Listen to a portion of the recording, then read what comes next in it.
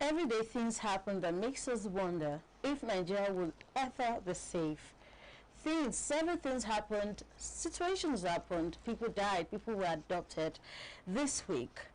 And happening from Oyo State, a teacher, a mathematics teacher, was abducted and killed, amongst several others.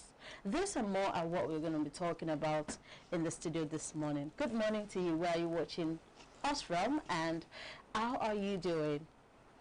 I have my co-host with me, and of course, Hayo. Good morning. Hello. I'm not happy. I'm not happy. I don't know. Are you happy today?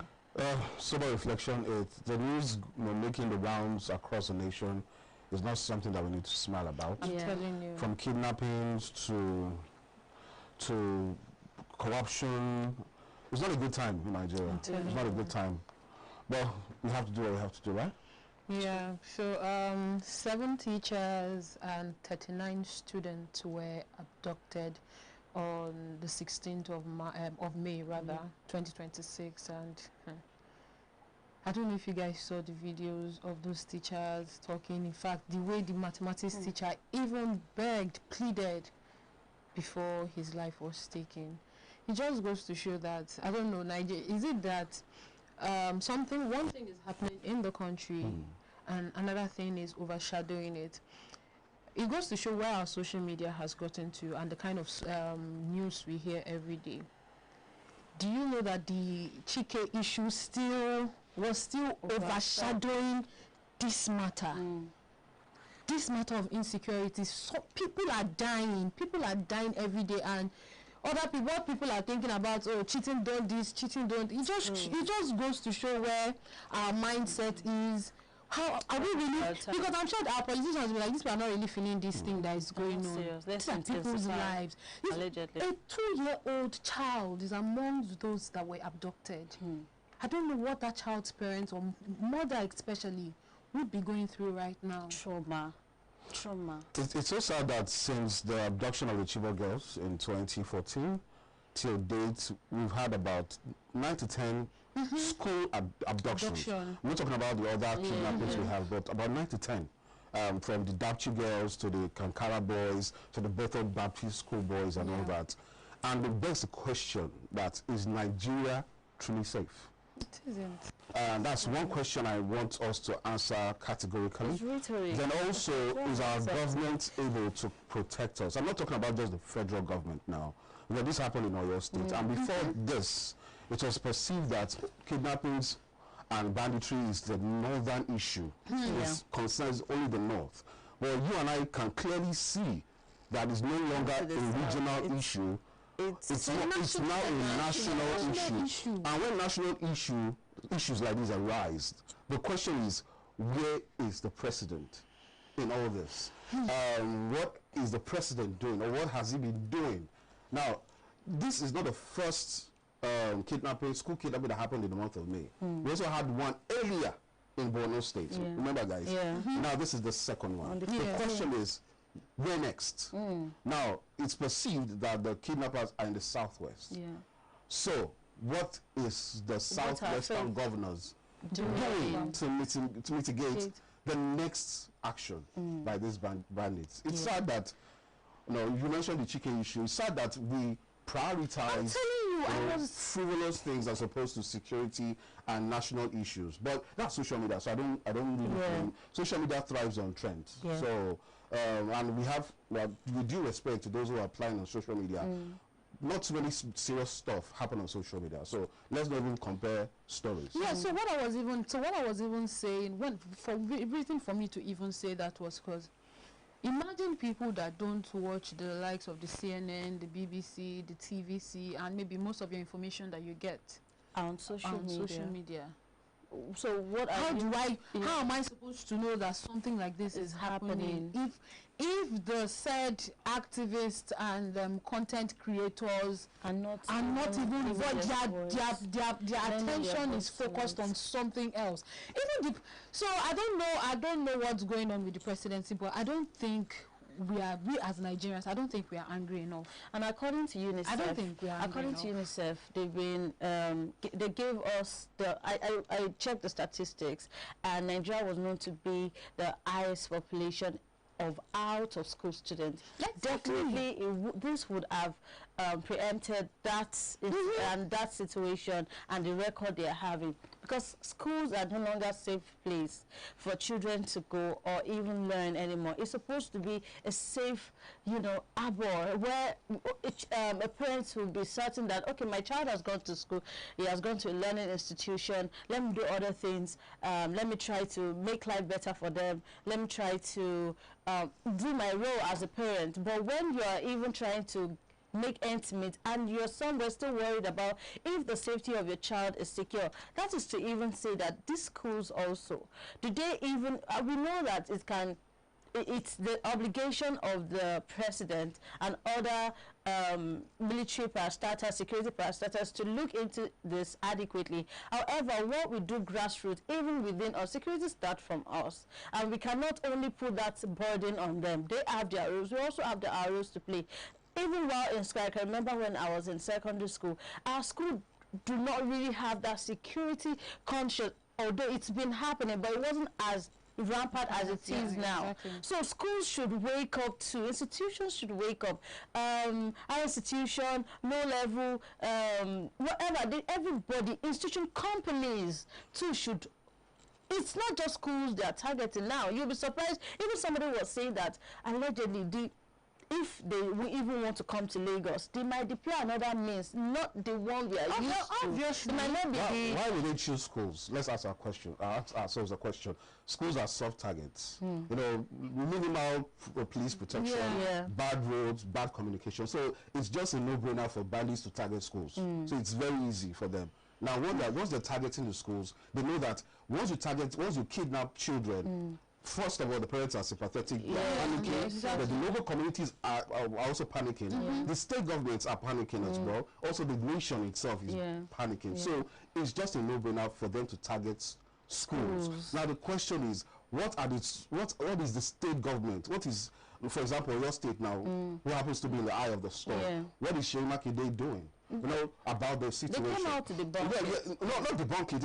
It's on their X page that they are trying to rally the military. They said it wasn't terrorists. That was the word. I think that was the second. The second one that happened. Another video that was circulating of school children running health and shelter. The recent video I saw right now is that the students that are going to school with machete. Yeah. Like now children are going to schools with machete, with cutlasses, trying to protect themselves. And that begs the question that the CSO that happens to be the governor, what is he doing? It's not just about talk and no trousers. You have to now have you deployed intelligence, because this is 40 people here we're talking about, not 4. So it will take the bandits a lot to convey them to that place where they're being held, and also protect them from the security agencies to come and rescue them. So it's a lot. I also think that Mr. President's reaction or body language towards this has further worsened the case. Why? Because I think while it was really roving in the northern area, they ought to have called for state of emergency already. Like, I was already expecting, because tell me why about 100, there was a time we had 105 people adopted then in the northern area, and even several people, there were mass killings, recording of mass killings and all of that. I feel that if the president, people just want that solitude from Mr. President, that, okay, I feel your pain, I see what's going on. I understand that sometimes they may not want to divulge the information because of security issues. In the same way that these children and parents were kidnapped, we had the APC primaries happening. So that begs the question. Body language. Where does that authority lie? Yes. Exactly what I was saying. Of emergency, right? Exactly what I was trying to say. It can't happen because we're election period. Yes. So let's forget about that. So in case you're just joining us, this is the Rundown Show, where we dissect everything that trended and happened during the week. So we're talking about the Oyo killing, the abduction that happened in Oyo on the 16th of May.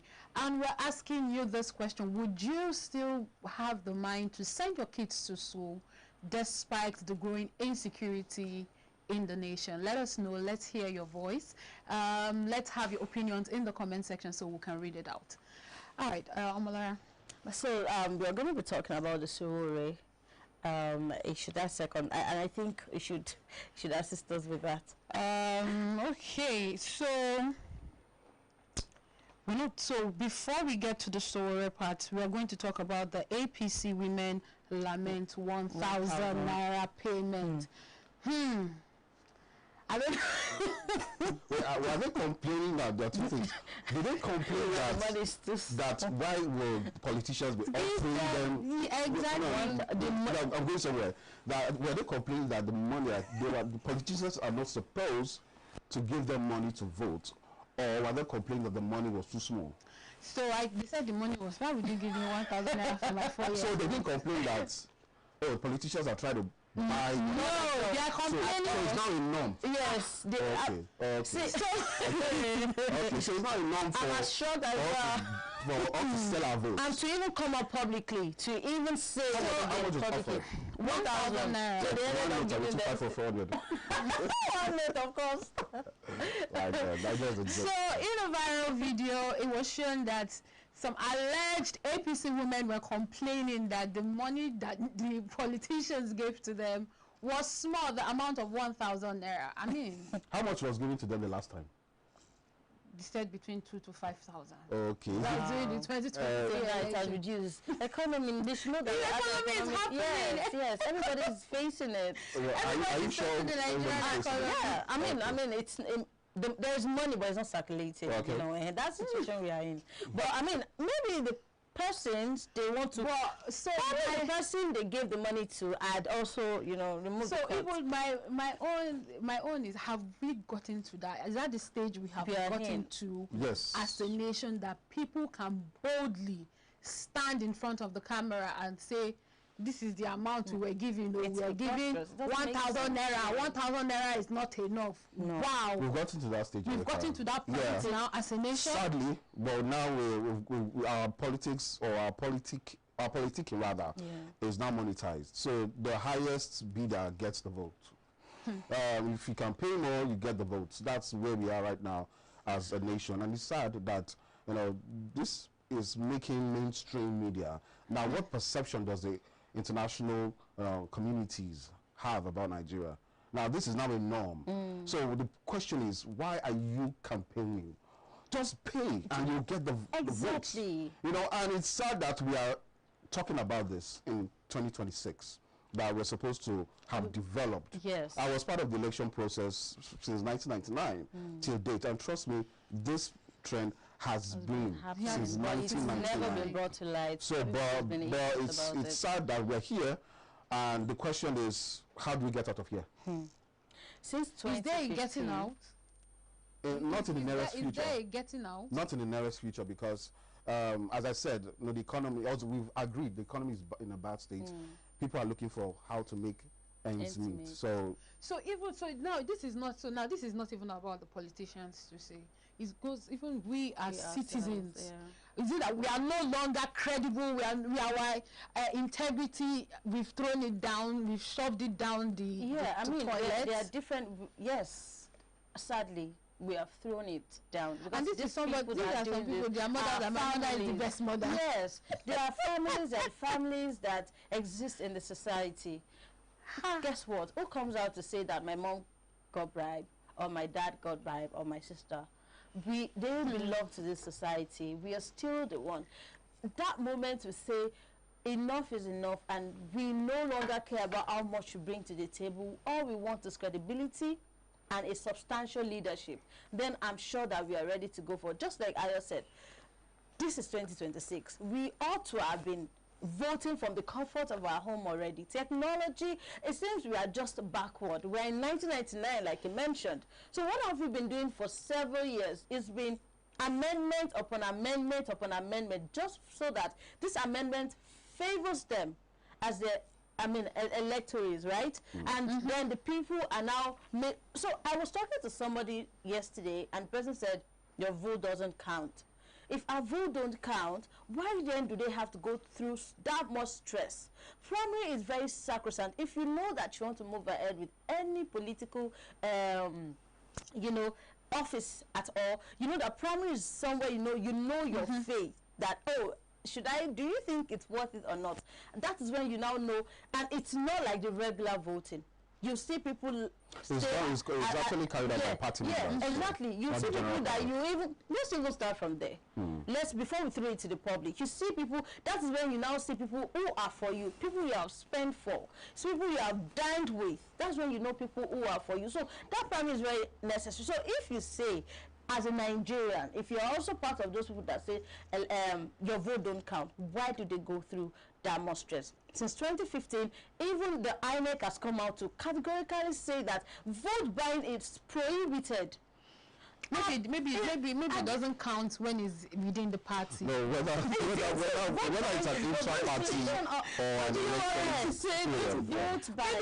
Maybe it doesn't count within the. We're laughing about this, but it's a serious. It's actually a very serious matter. We'll see more of this in the coming elections. I'm not a prophet of doom, but it's just what it is. And it's one thing that for us to talk about is for another thing for actions to be made. That's why I permit me for using this word. I pity the politicians that don't have money. I pity the political parties that don't have money to throw around in the upcoming or elections. I pity them because, trust me, you'll get negligible votes because right now it's all about bargaining chip. It's all about who can spend the more. And we all know the party that can spend the more. So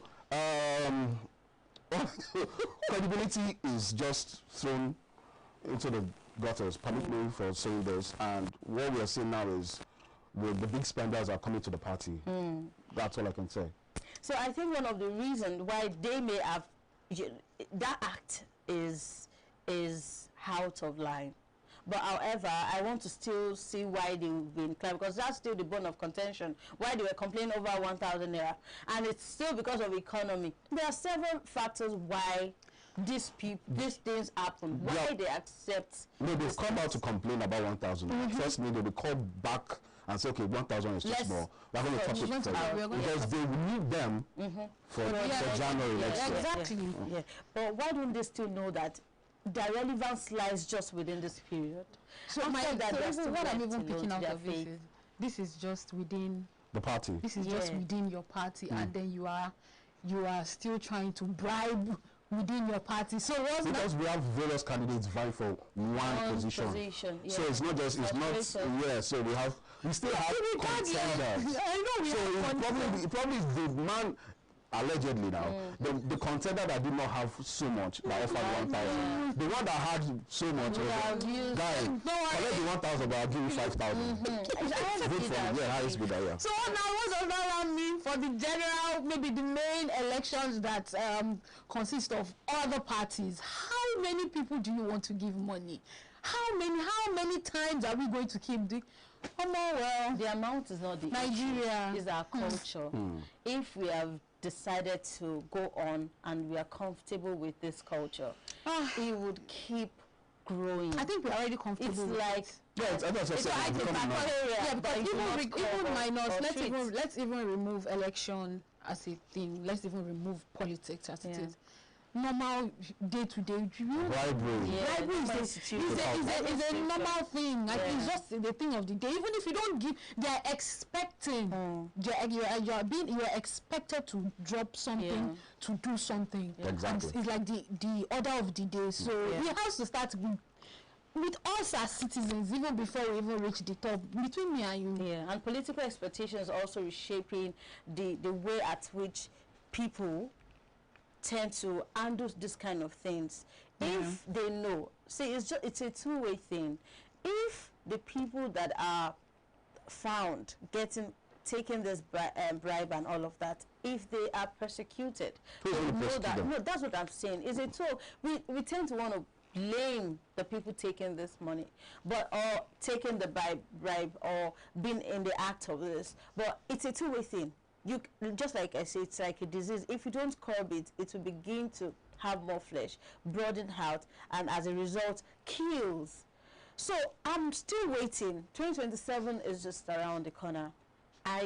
With what I experienced last election, in my head, I am thinking that it's going to be like times I went for gubernatorial election.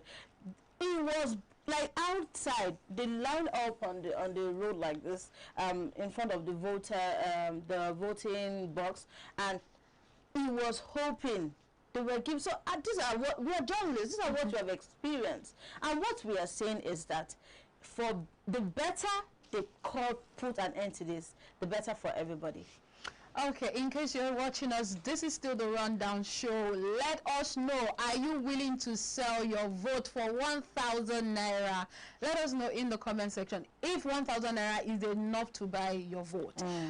So like Omolara said earlier, the Justice Crack issue. So Justice Crack has finally been bailed after he went AWOL as at 28th of April, and then later found in the military custody, and then later moved to the DSS. So he was arraigned to court, and then he was granted a 5 million naira bail. But before they see this bail, hey, it took Nigerians to say we are going to protest. Thank God it's human rights. It took Nigerians to say we were going to protest. Well, there's so much I can talk about. Or there's little how I put right now. Since the case is in court right now, so I'm kind of limited to what I'll say here. But because it's still in the court, he was just granted bail. Yeah, 5 million. But what took him to court, or let's give a backstory for those who are just watching. I don't know if you remember, a few weeks back we stated here that he came on, like someone reached out to him, an officer reached out to him on IG or so, that, oh, please, we want you to talk about the poor, the welfare, the food they give us, and maybe the amount, the living condition and all of that. So he came out and he spoke about it. Everything went out, as per your mind on social media. So on the 28th of April, after he got a phone call in the morning, and he went to Asukro, and then he called his wife and told the wife, oh, I'm at so place, I'll talk to you later. And that was the last thing the wife heard from him. So it took like 1 week. So people started coming out, Justice Crack is missing, for like almost a week. The Nigerian military didn't say anything until they now traced that he was in their custody. So in a nutshell, he was apprehended. Yes. Because he brought to light what happened. Abduction, not apprehended. No, but he was arrested actually. So let's use arrested and of course arraigned. And because he spoke or gave his platform for officers to ventilate their displeasure about the standard of pay and welfare that they're getting from the federal government of Nigeria. So the question is it a crime to provide your platform for that? Are the soldiers lying? No. They are not. So they are actually not telling the truth about the state of welfare that they're currently having. These are people who put their lives on the line to protect citizens of this country. And you now apprehend the innocent man because, of course, he didn't commit any crime as far as I'm concerned. Exactly. And you now arrested him, and we had to frustrate his bailing. The question is, where are we heading to as a nation? Now, are we not supposed to be in a civilian administration? Are we not supposed to be in a democracy whereby people are allowed to talk and ventilate their opinions? So why are we trying to gag the media? For a military he's not fighting for co-civilians now. He's fighting for the military.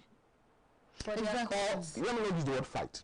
He's providing his platform for the military or some of the military officials to ventilate their displeasure. But they are I don't have codes. I want information now, but I'm sure I'm going to look into it. But I want to believe that these are military personnel. They are not civilians. I want to also understand or believe that while they were resuming their official designations, they've been sign. No, they signed Okay, NDA. yeah, I get what you're trying to say. That the military is governed by rules. Even if so, okay, let's say, please, I'm just based on what you just said. They signed NDAs and all of that. Okay, even if a civil, this is not a military personnel. This is a civilian, and you believe he flouted a rule in your set rule of conduct and all are you not supposed to I are they not supposed to hand him over to the DSS? No, he was actually handed over to the DSS. Initially he wasn't. Initially he was after because the DSS was report. Exactly. I was talking about the way they manhandled or handled the situation of the civilian. I'm talking about the military officials. Yes. Now let me go to that military. For that to have happened, the reaction we got from them is as a result of a reinstated or a confirmed,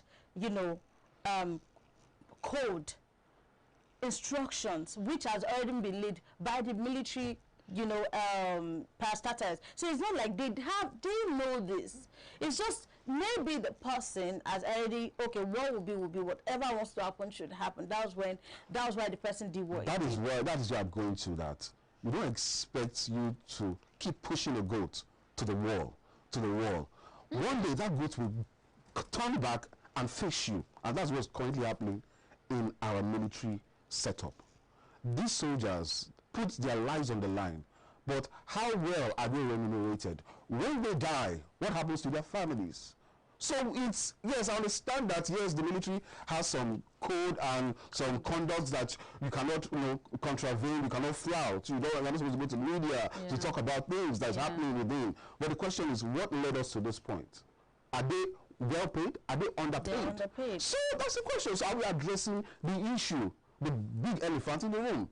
We are not. Yes, we are just targeting Justice Crack. We are targeting the officers. But really, the big elephant in the room is these officers are not being paid well, and they're sacrificing their lives. This will not happen in a well-governed society. Exactly. Trust me. So what I even wanted to pick out of. So maybe he flouted or he went and. No, yeah, of course. Maybe. Yeah. My own is this: when they came, I'm sure when you take someone like that, you let his family members. You let people. You let his family members know.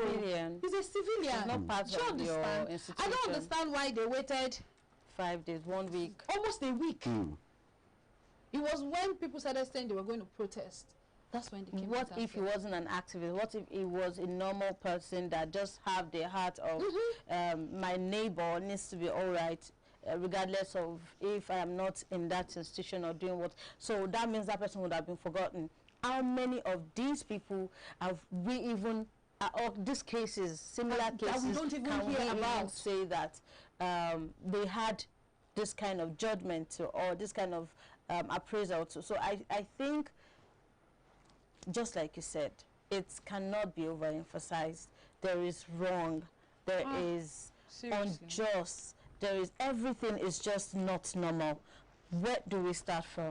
I believe the case of Justice Crack will discourage more of this police or these officers to actually come along. I want to talk about the officers now. Yeah, okay. They rather go rogue as opposed to dying for a country that doesn't care for them. And when I mean go rogue, I mean going to the opposition.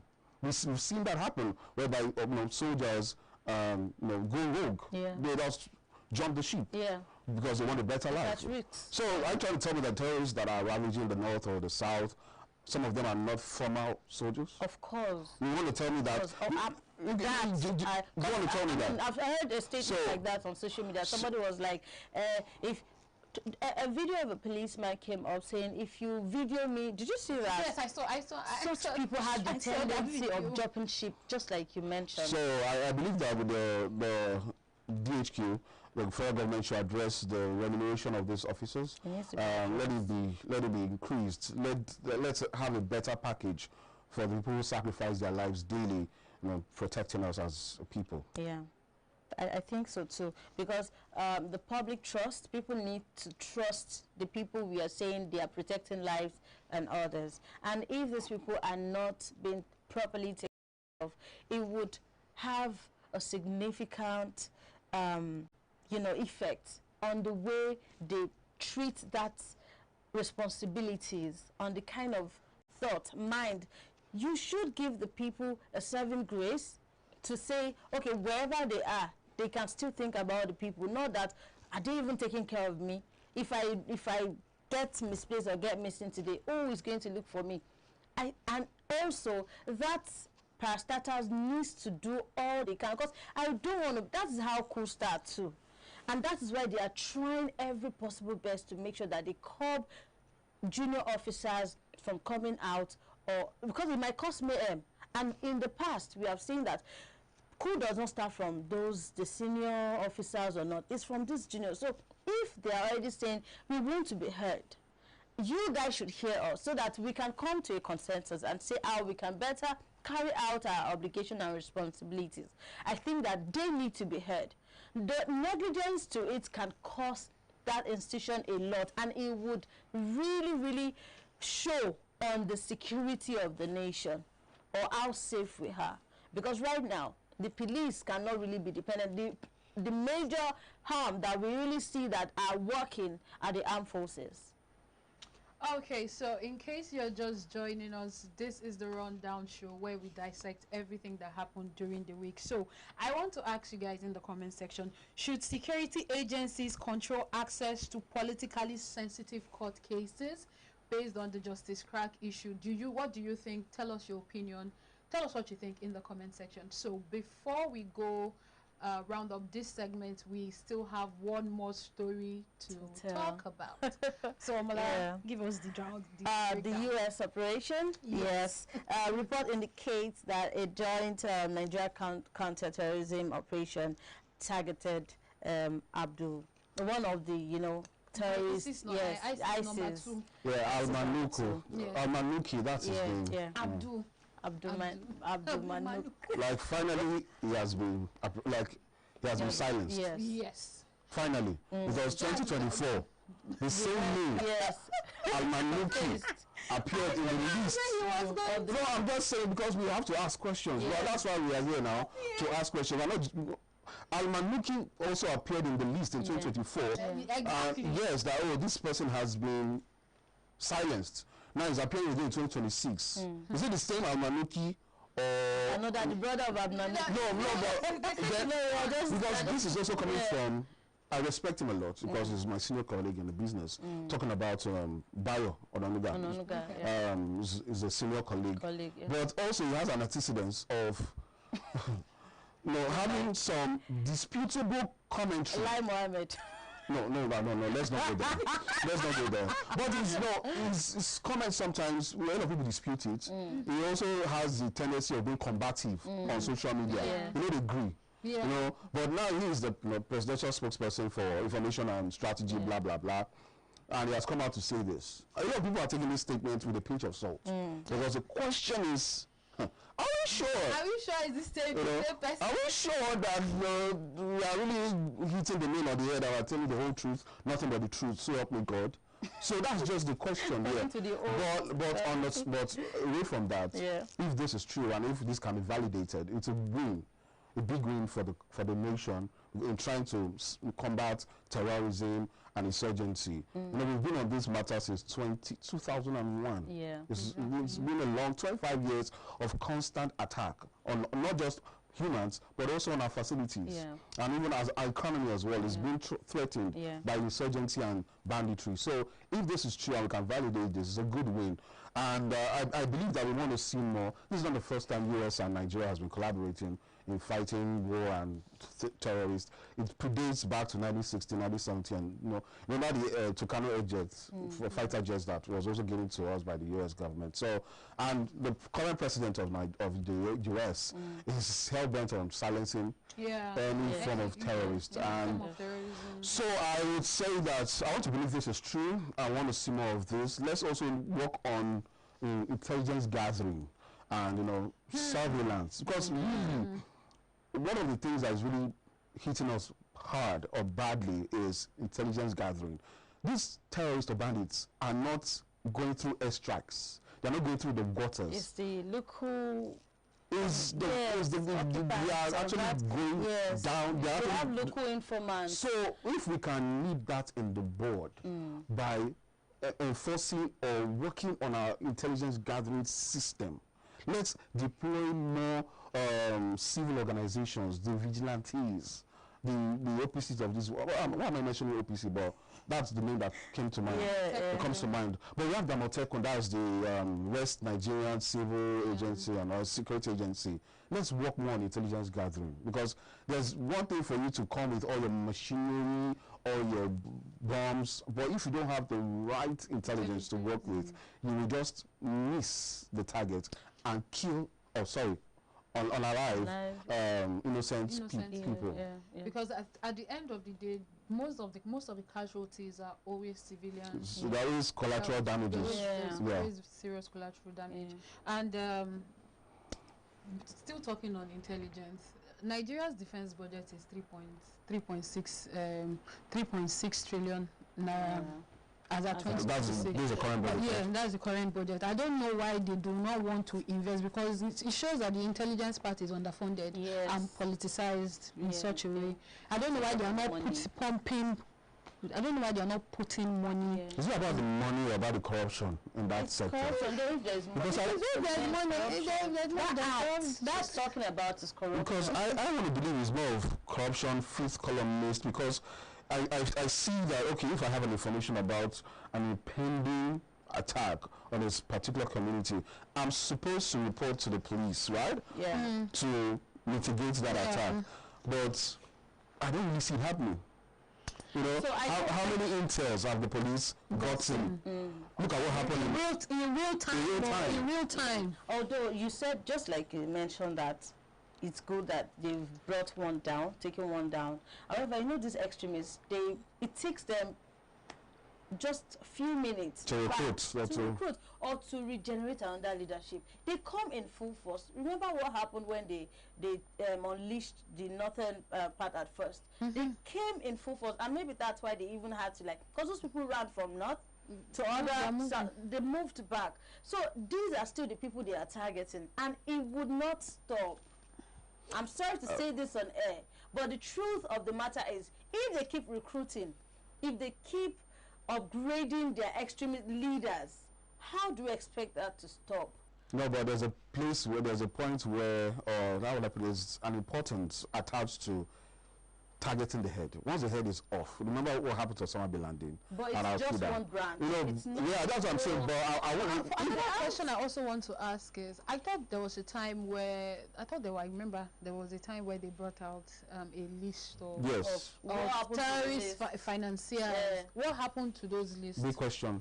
What happened to them? Because if you start holding from the financiers, when you start holding them, I think they won't, because they are the ones financing this. But that's why, even though they had called out the list of this, even though they get down these financiers, these people amongst them, the lower terrorists and all of that, still would want to adopt and get more firearms, because they would get so that's my point. So if you get a hold of the financiers, I don't think there'll be much work to do, because these people, there's no money to that's what I'm saying. No money. Well, it takes a lot of money to, do you understand, actually propagate. You get, so there's no money to pump into that particular sector.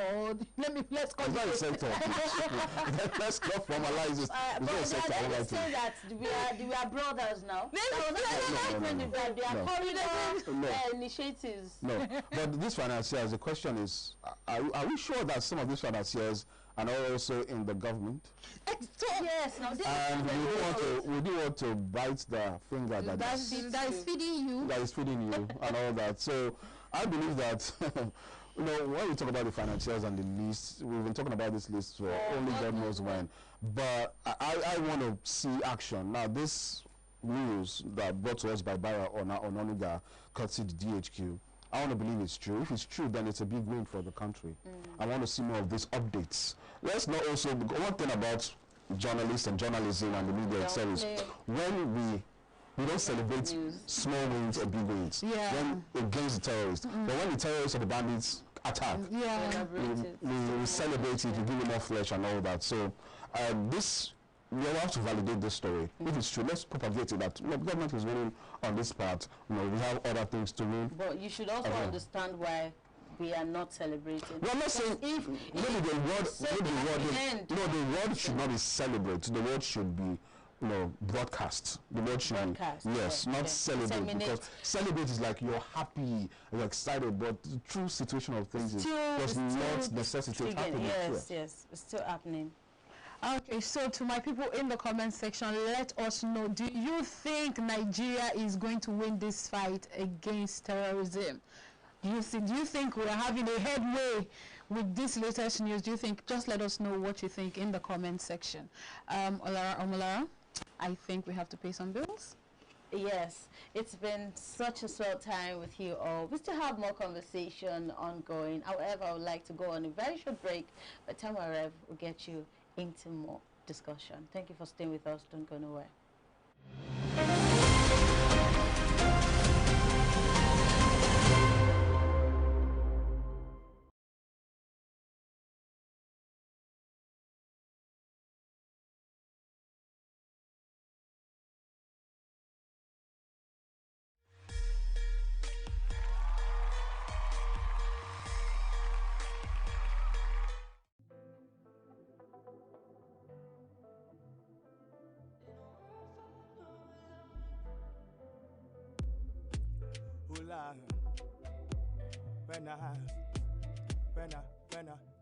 When I shoot my shot, the enter.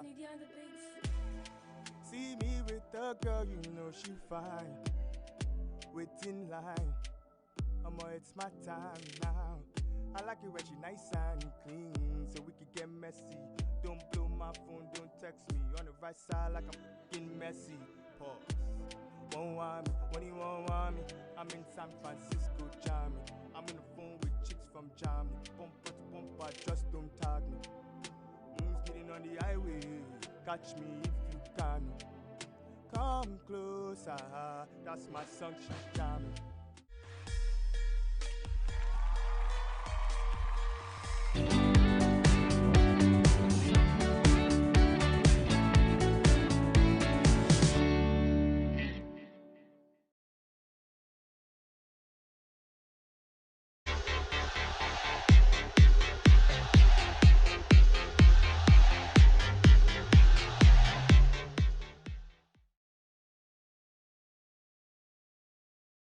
Welcome back and thank you for staying with us. Now we're going into the political terrain, and it's a good news for me, I'd say, for the supporters of Peter Obi. He has officially been cleared for the NDC presidential ticket and race. That's a good one. Congratulations to you all. Why are you clocking? Are you one of them? I'm just... okay, you're happy for them.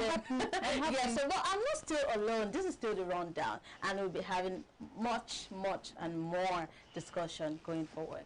Hayo, what do you think about this new development? A friend of mine used to call, or usually calls, Mr. Peter Obi the hope of the common man. Wow. The only hope of the common man. That's a big title. But is actually being cleared to run for the primaries. The sole candidate, so is a no-brainer, is taking the ticket. Yeah. And we also want to see, Kwankwaso being his vice, being his, what's it called now? Twice-y. Running mate. That's a political thing. Yeah. All right, so what I can say is, when it comes to Peter Obi and his journey in the political terrain, from being the Anambra State governor for 8 years, also trying his, his feet at the last presidential election, and how much he has been able to gather, when it comes to the appeal, public appeal. I want to say that it's going to be a very interesting race come January 2027. Yeah. But also, I also want the NDC to work on their structure, because it's still not definite. I still don't know the philosophy of the NDC. Yes, I don't know too. I'm supposed to know. Yeah. I don't know the philosophy. I don't. Even the logo itself, it's not striking enough. Yeah. Because it's a party that was formed in February 2026. So I need the NDC to do more when it comes to penetrating locally now. You don't have, I dare say, you don't have the money to compete with APC. Yeah, you don't have the structure, you don't have the antecedents. Well, what do you have? You have the local communities. Can you go grassroots on us? Can you start penetrating the grassroots? Let's see your presence in grassroots politics. So it should not just be, oh, let's just vote for Obi.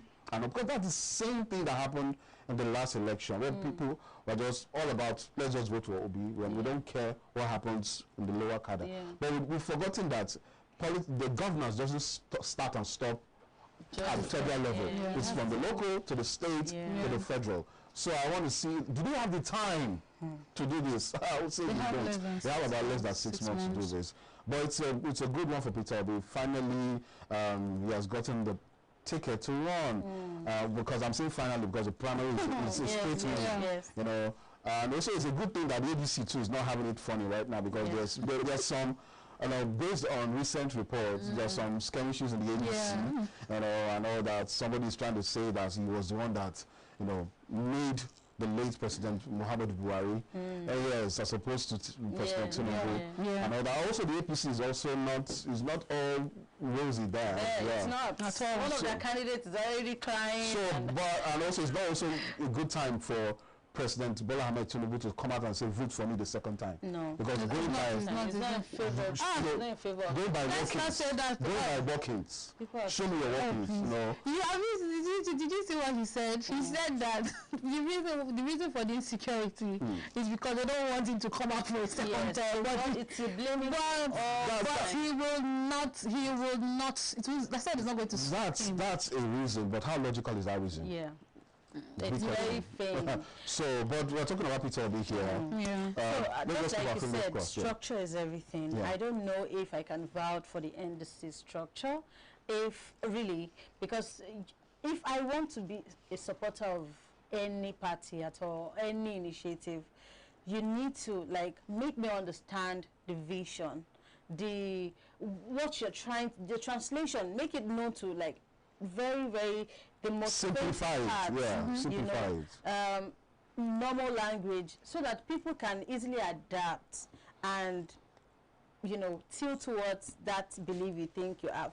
All they care about is Peter Obi, and just like you said, if not for Abiola in 1993, he had established this. He had established a national appeal beyond just the structure. You need I'm sorry to butt in. Late MK Abiola was not just all about the federal level. It wasn't. It was grassroots. He has been doing so many philanthropy. He has been doing so many NGOs. So Abiola, you cannot equate Abiola and no way.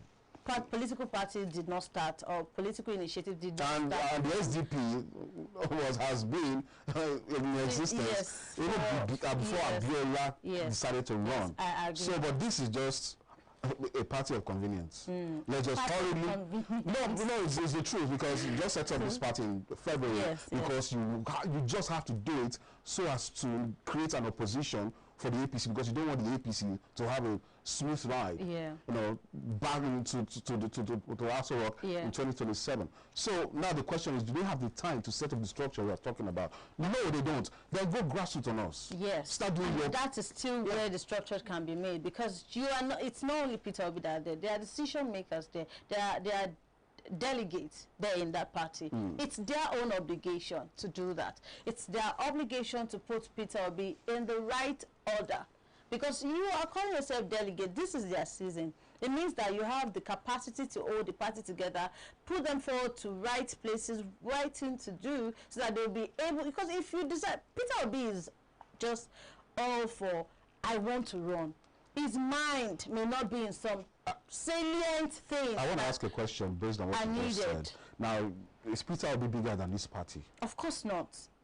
It's not. What bigger? His supporters would have It's actually bigger. Well, it's actually big. No, as an individual. Yes, as an individual. I don't think so. Is Peter Obi ready to be the? So you know the reason. So one of the reasons why. What do you calm down. You know he moved from ABGA to Labour Party, right? When he was in Labour Party. From ABGA to PDP, from PDP to Labour, to Labour to ADC, from ADC to I NDC. want to talk from from Labour Party. Yeah. In 2023, do you know the amount of people he gathered under Labour Party? And then when he moved from Labour Party to the ADC, he moved with that same crowd. So, now, he has left ADC now and he's in NDC. He has picked up that same crowd. So they are not following. So they are not following because of the party. They are following because of the. So that's the yardstick to why you said it's bigger than the party. Yeah, it's bigger than the party, and why I'm saying this is because he now has to take up the party toga. Don't use the party as a platform, but own the party.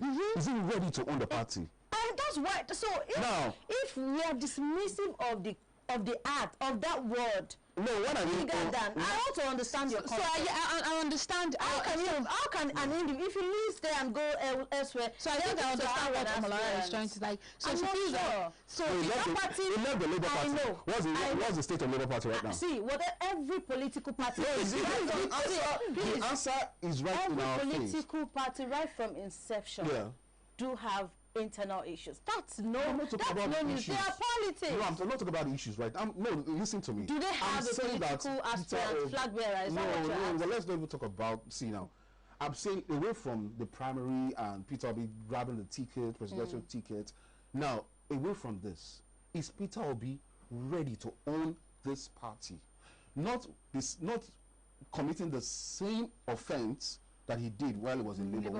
When the chips were down, he jumped. What do you think is his body language now? No, I'm asking. It's only Peter Obi that can answer that question. I'm asking a rhetorical question because I don't need an answer from us because we are not in the right place to answer this question. But I'm just asking Peter Obi rhetorically right now that are you willing to own this party? Because it seems like this party is the last saving grace you have. He can't even jump anywhere. No, you can't say he's a politician. He's a politician. He can go back to the Labour Party. And people were following. I was one of the people that said so. So let's never say never. I'm not after if he's willing, if he wants to jump or not. But it would be a taint on his political career. That's what I think. That's what I think. People would. Oh, okay. People will lose faith. How do I even trust someone that you cannot stay in a place and fight for what you want? Come to a consensus. Understand the language. It doesn't mean that everybody in that party is bad. Does that mean that? So we are journalists. We have to be logical.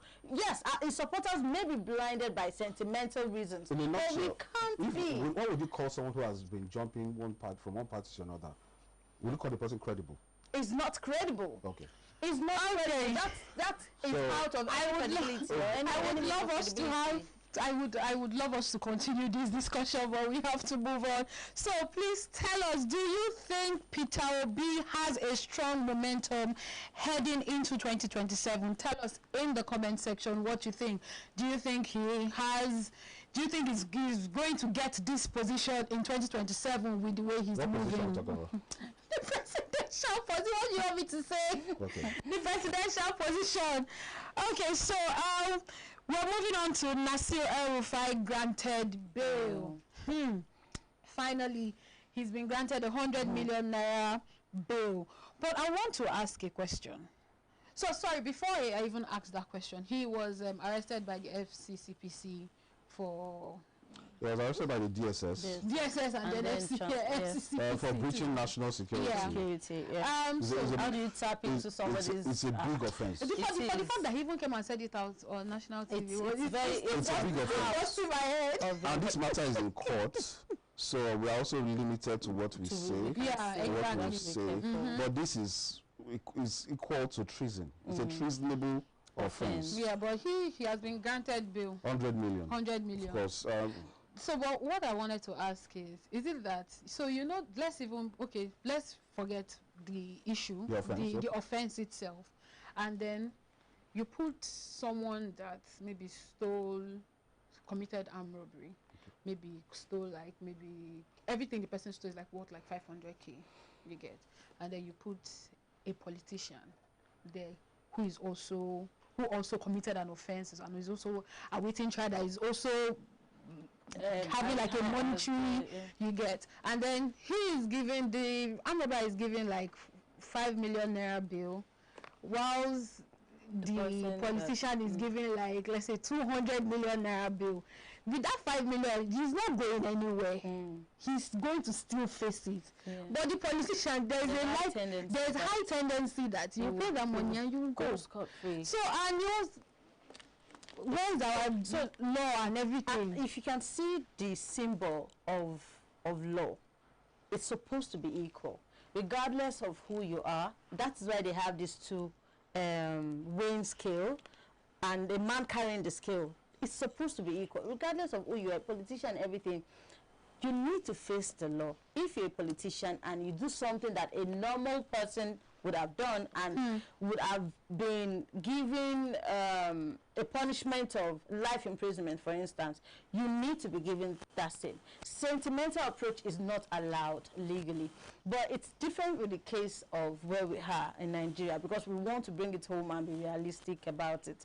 How many of these people that commit offense, just like you've stated, are actually brought to book legally like it should be? All they do, and all that I've noticed, is they keep going to trials upon trials until the public mind have a shift and we are done. So it says a lot about our justice system. Are they also accountable? Nothing seems to, no parastatals, no institution that the government has hand in it seems to be accountable. It's been politicized. They're supposed to be independent, but it's been politicized. Allegedly. Yeah, I mean, we have proof of this. Allegedly. So we it's been politicized. okay, because that's still out of fight too. Oh, okay. let's be circumspect. This matter is in court, so let him have his day in court. We can't really draw much. So let him have his day in the court and let the court preside. So for me, the court has actually, we can talk about the legal system and how credible the system is from now to tomorrow, but we also need to look at some things which I can't even mention here. So, but the man in question, you know, he has been granted bail. Good luck to him. And if he is actually convicted, he also has the opportunity of appealing. The matter will also get to the Supreme Court, and if he's now convicted, he can now serve time, whatever the judgment is. Okay, so I want to read some of our comments. We have a whole lot of them. So Bill Chief for real says those in government appear to be at parallel with the real things the people are facing. True. Beauty again says sometimes I think homeschooling should be given some consideration by parents in these rural communities that have internet. Rural communities that have are trying to increase the internet penetration in rural communities. How well is the rural penetration? How well is the internet penetration rather in the urban communities? If you check your phone right now, I'm sure you're having internet glitches. Yeah, exactly. So let's not wish for. Yeah, it's not dependable. If we wish for so many things, the poor will ride horses. Wishful thinking. Beauty for is almost serious. You can imagine going to school to learn only to end up running a marathon for your dear life. He also goes on to say, is the solution for this insecurity in space? That's a big question. We know the solutions, it's just actioning the solutions. Yeah, implementation is what we are. The solutions are everywhere. It's on ChatGPT. So many people have solutions. Yeah. It's on ChatGPT. It's just implementation now. You want them to use ChatGPT? Is ChatGPT peculiar to just type solutions to the security in Nigeria. To bring it up. Give me a pager solution. Solution. You see, ChatGPT will tell it. Give it to you. I think you should try this. You want to use no, just try it out, man. And let's see what is going to happen. Also, people, I mean, the local people too can let them source for local authorities, security, just like the Amotekun. Yes, these people have grounded, Amateco and APC. No. Police Congress is a civil society. Yes. Amotekun is owned by the Western states. Let's go rogue. Let's go. Yes, governed by the Western Let's go states. like how do you used to say it? Let's go grassroots. Yes, grassroots. See, even in Oyo, you saw them coming out, and those that believe in those small gods, those gods came out to start saying, because it was painful. I think we need to go back to our culture. One of the viewers mentioned homeschooling. Yeah. It's a good idea. But also let's look at the effectiveness. Yeah. Because it also needs funding as well. Even the mainstream schooling is underfunded. Yeah. Let's see how we can create police stations around these communities, local police stations. Now we don't have the luxury of state policing yet. So the federal police should go into I think I go with this person. Homeschooling is good because one, it will give more people jobs. Homeschooling is great, but it also has its own limitations as well. So. It does, but if we look at the implications and how it will benefit the children, how safe they can be, I think we can look into it. Yeah. Okay, so let me take two more comments and then we round off. So Chimezie Ogechi says 1,000 naira. It is really devastating. Peter Parker says www 1,000 naira in the chat. Oh my God! Oh my God! So please don't forget to let us know in the comment section your opinion. Yeah, I think it's high time we went on break now. By the time we arrive, we'll get to give you more stories, more interesting stories. Don't go nowhere, stay with us.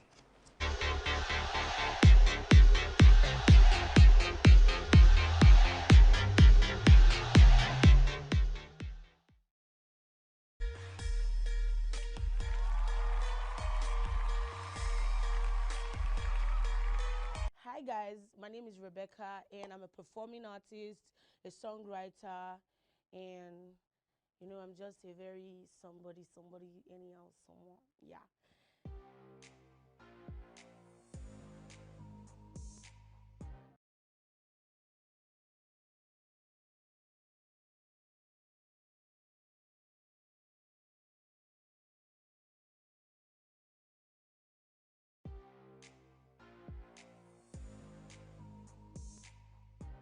I'll put this shoe and stone the person that is asking me this question. Who are my big three? Weezy, Burna Boy, and Davido. I'm Rebecca, Big Four, Fantastic Four.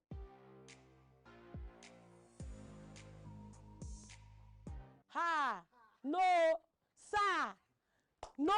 Where does Olamide stand? He's standing on the solid rock. Oh. Whoa, see, guys, my Big Four. Weezy, Olamide, Davido, Burna Boy, I love all of them and I listen to their songs. Emma cover me, Ejo. Ṣàánú mi.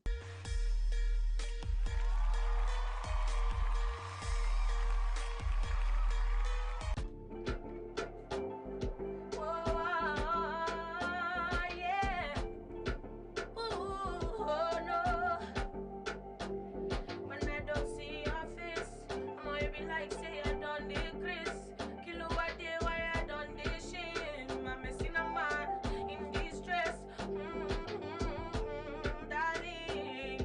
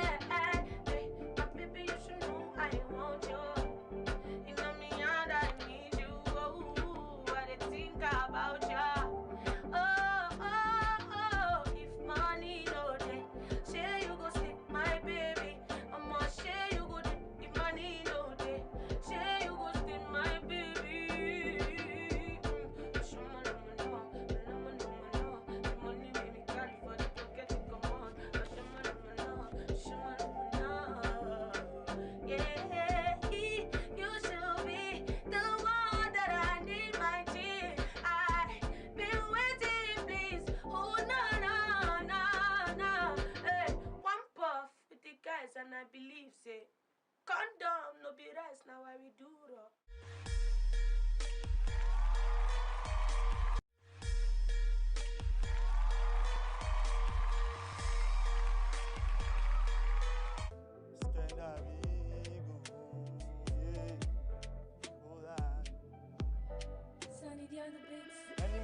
Many things wey man dey face.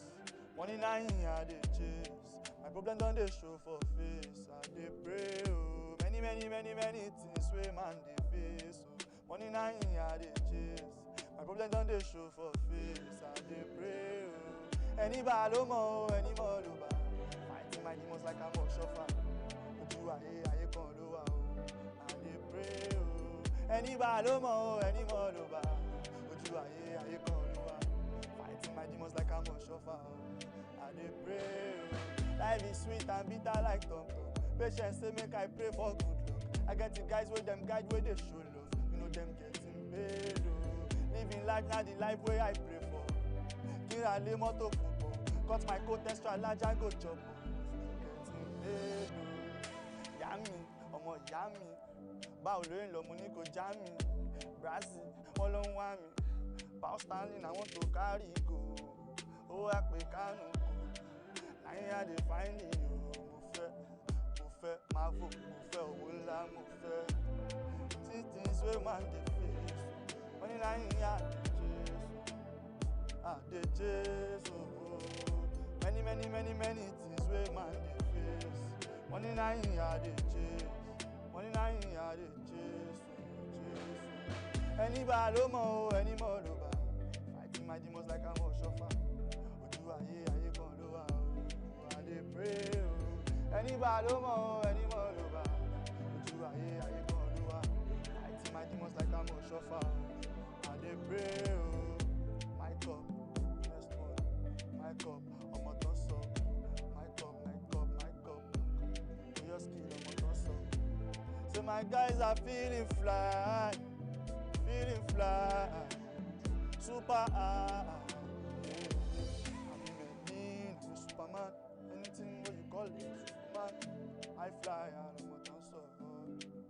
Just kill you, just kill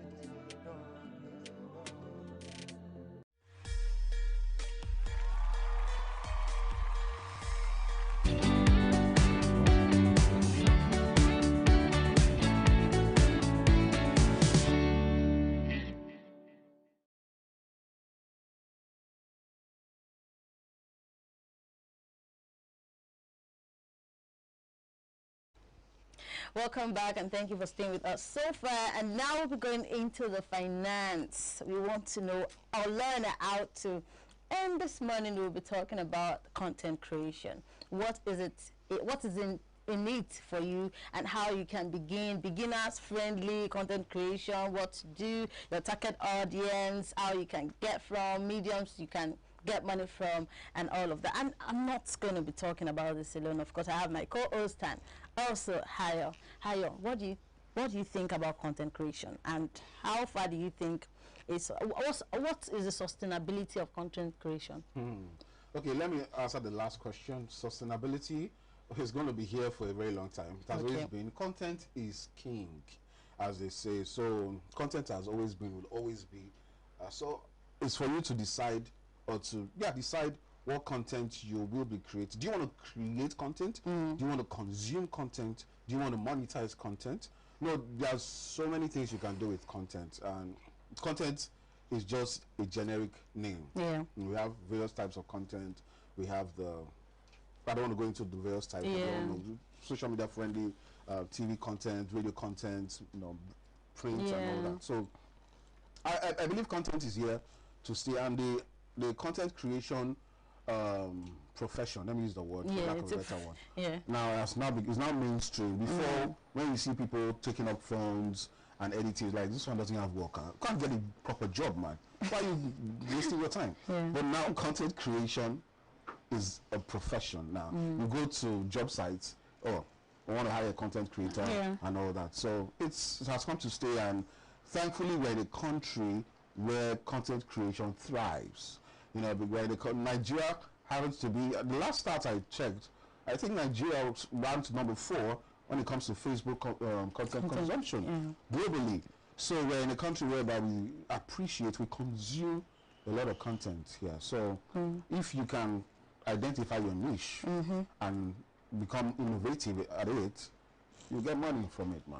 Yeah, we also understand that there are skills you need to acquire. It's not just to wake up one day and say, I want to be a content creator. What are the skills? What skills do you think they need to keep them afloat and, you know, in business? Because it's business. Yeah, it now depends on the kind of content you want to create. Now, for the content I create, has to do with YouTube content and all that. One thing, you have to understand the niche. That's one of the things you need to understand. Are you passionate about that niche? Because also passion is very critical too. Because sometimes content creation can be frustrating. It can. So you also need to know how to deploy AI tools for scripting, for film. I know we have AI tools for everything. The only thing AI has yet to crack is how to make babies. Well, that can still be looked into, I guess. It can be cracked because give you OT on how to make babies, but I'm just being cynical. But, but you know, the power to deploy AI tools, then also networking, because in this business, you need to have a community. When you belong to a community, it helps push your content out there.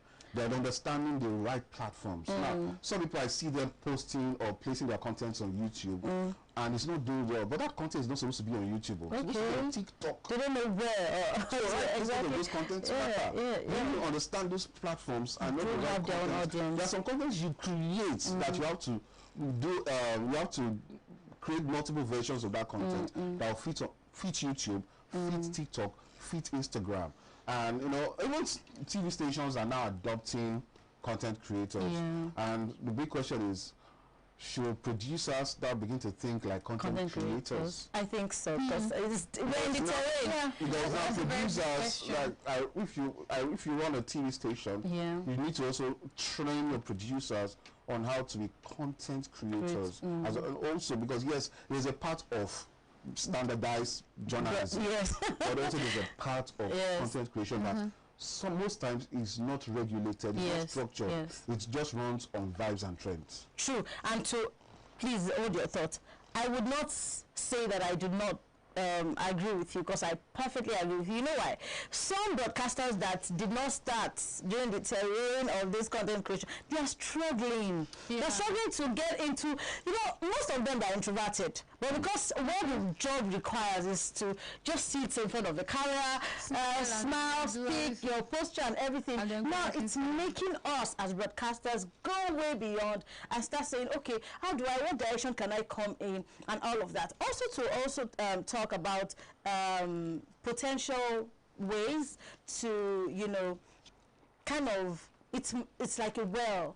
It's our oil right now to get more stream of income from. You can see affiliate marketers are also content creators. You can also see business advertisements. You can also see so many of them. So I think, although some persons, which I would not really say that I'm not part of, me, my person is, let me just do what is required of my job, professionally, ethically, but I need to really evolve. It needs, I need to metamorphose. If I need to put it, I need to metamorphose into a full-blown content creator. There's a lot it takes from us. It takes, we now no longer have to be ethical, or stringent. Or rigid. Yes, or stringent, or now we have to be more flexible. So I think for me, if I'm to ask what way has this content creation helped me, it does make me to be more flexible, very open-minded, that it doesn't have to be serious. I can even hear my producer's talks in my mind right now that he's trying to say, you are too, just be losing out. So I mean, these are the things that content creation has done to us as professionals, and I'm sure that it has eaten deep into several institutions like the banking sector and all of that. Well, content creation, I think every business today, if you want your business to be visible, you must have a content creator. because how well do, because you know in the olden days you have all those people that you give them flyers. Yes, they yes, go yes, around, yes, they do yes, DTL. yeah. But now God has made everything easy for us, and Just you have your social media Yeah. platforms on your phone. Just have a content creator, somebody that will sell that business for you. Yeah. So there are so many, like AY mentioned, there are so many types of niches. Yeah. We broadcast people, what's our niche? Our niche is dissemination of information. We are in fact, our niche has been divided into like 15 parts. Wow, really? It has been divided into 15 parts. Yeah, So yeah. there are different types of niches. Even if you know how to cook, there's something you can do. Now, the reason why we're even talking about content creation as a business is because let's not lie. Where is our economy going to? It's not smiling. Now, a keg of fuel, a liter of fuel is now 1,350 as 1,250 before. So people are resigning from their jobs, and some people need what to fall back on. You can't sit down at home idle. Hunger will finish person. So that's why we're coming up with all of these things you can do in the comfort of your home. All you need is just your normal data and your phone. Yeah, and this content creation has also opened, way or means to other businesses we weren't looking into initially. Now, for instance, it's helping us to now.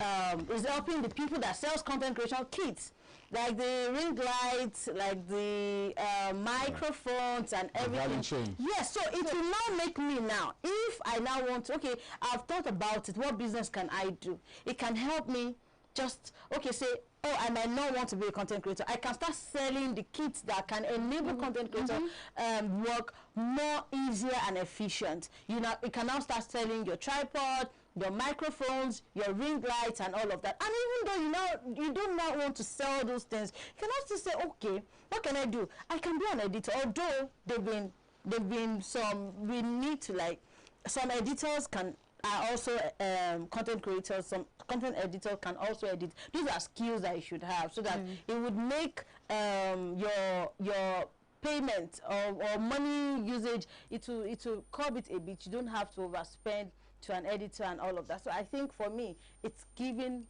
broad day opportunity to everybody. Everybody is now tapping into it. So if I'm not a content creator, if I cannot keep content creating or creating content, creating content, I can divert into the tools to do and SEOs and all of that. I can UITI, UTI and all of that. I can go into web. Is also content creation. Yes. So those are the things you will need. Website development, content creation. Yeah, so before we go on a break, so I wanted to say this last thing, and just to buttress everything that Fekomi, CEO of Fekomi, said it now. Yeah. He was complaining about content. That's where the money is. Yes. They charge in millions right now. Yes, in millions. So think about it. Yes, throw it open now for the public that he doesn't want the A-listers. Yes. If you know you can create content, come to me, DM, send me a DM. Yes. And he's capping it at 1 million or less. Yes. So thank you for even bringing that up. It's very salient. Yes, and we will be getting into the sports analysis now. Predictions. What do you want to do with your Arsenal won? Arsenal, congratulations to Arsenal. And I think that we should. Thank you. Yes, thank to all of our organs. Yes, all of our organs. Congratulations to you all, and we're happy for you. So let's. The party is tomorrow. Yeah, let's get right into. Okay. Now, bye for now.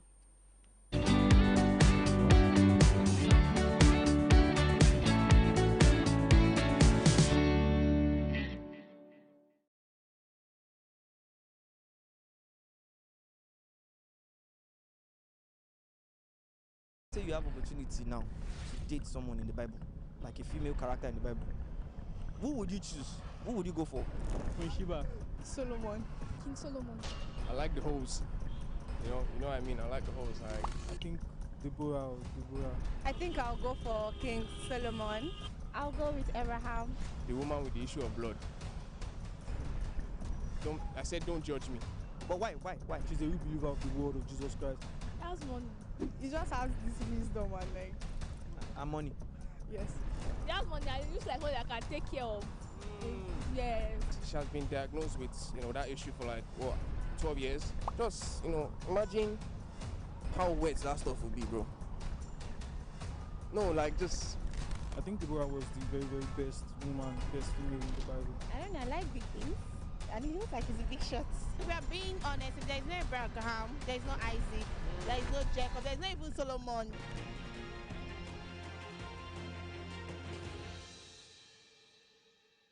Yo, what's up? It's your boy again, Dairo Polo Femi, Rafiki the clown boy. You all know what time it is now. No man, you know I see the B. We did on the streets of Lagos again. But this time around, we won't carry you now enter Bible.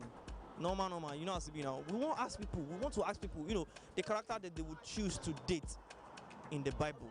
The Bible character that they would choose to date. You understand? Let's say you have opportunity now to date someone in the Bible, like a female character in the Bible. Who would you choose? Who would you go for? I go for Sheba. I mean Solomon's wife. But Solomon get many wife now. You want carry the one that they say they bury at Ogun State, yeah. Queen Sheba. Solomon. I like the host. Bad guy. I'll go with Abraham. Father of one nation. Yes. I think I'll go for King Solomon. He has a lot of concubines. But regardless, he's wise and he's rich. But Solomon has many wives now. You pick Solomon. He has money. So you are going for Solomon because of money? Yes. No. He just has this wisdom and like she looks so innocent. And money. Yes.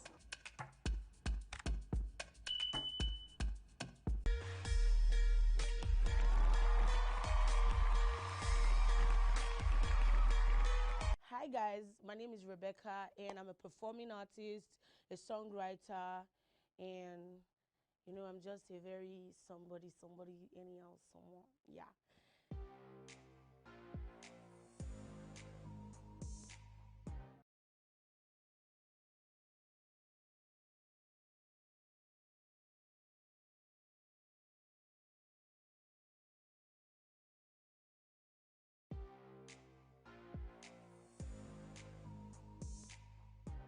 I'll put this shoe and stone the person that is asking me this question. Who are my big three? Weezy, Burna Boy, and Davido. I'm Rebecca, Big Four, Fantastic Four.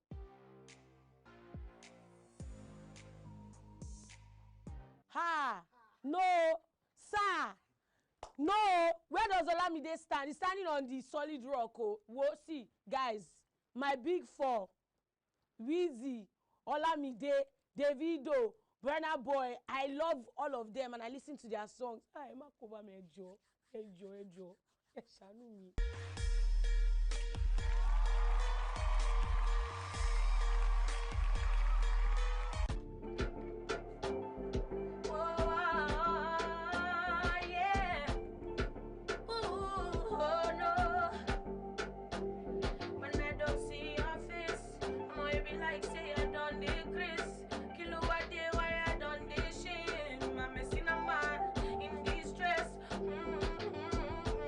Darling,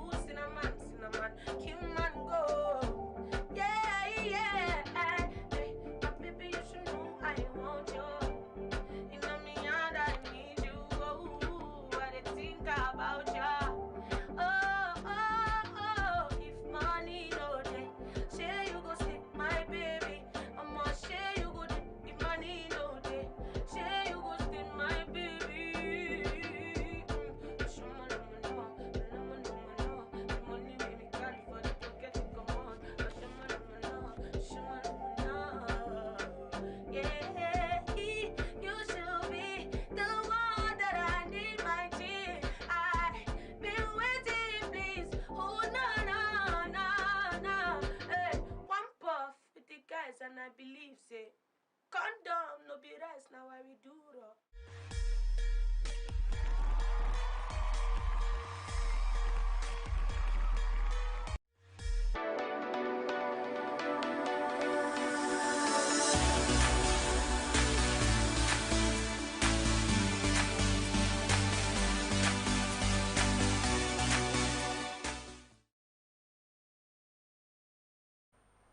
Okay, welcome back to the Rundown Show, and you know what time it is. It's sports on the Rundown.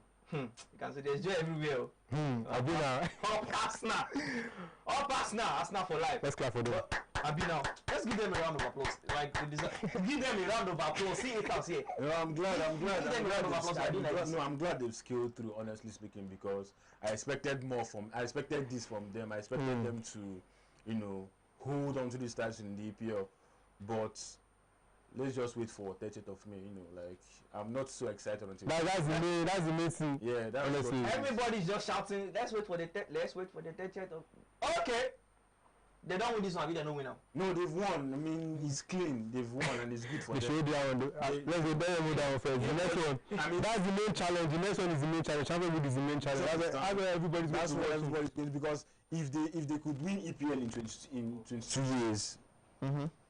Okay. Man, that's a very long time. It's a stellar achievement. I won't doubt it. It's very good, but not to troll Arsenal. Troll Arsenal. You see, Arsenal fans, they used to say they are the loudest people.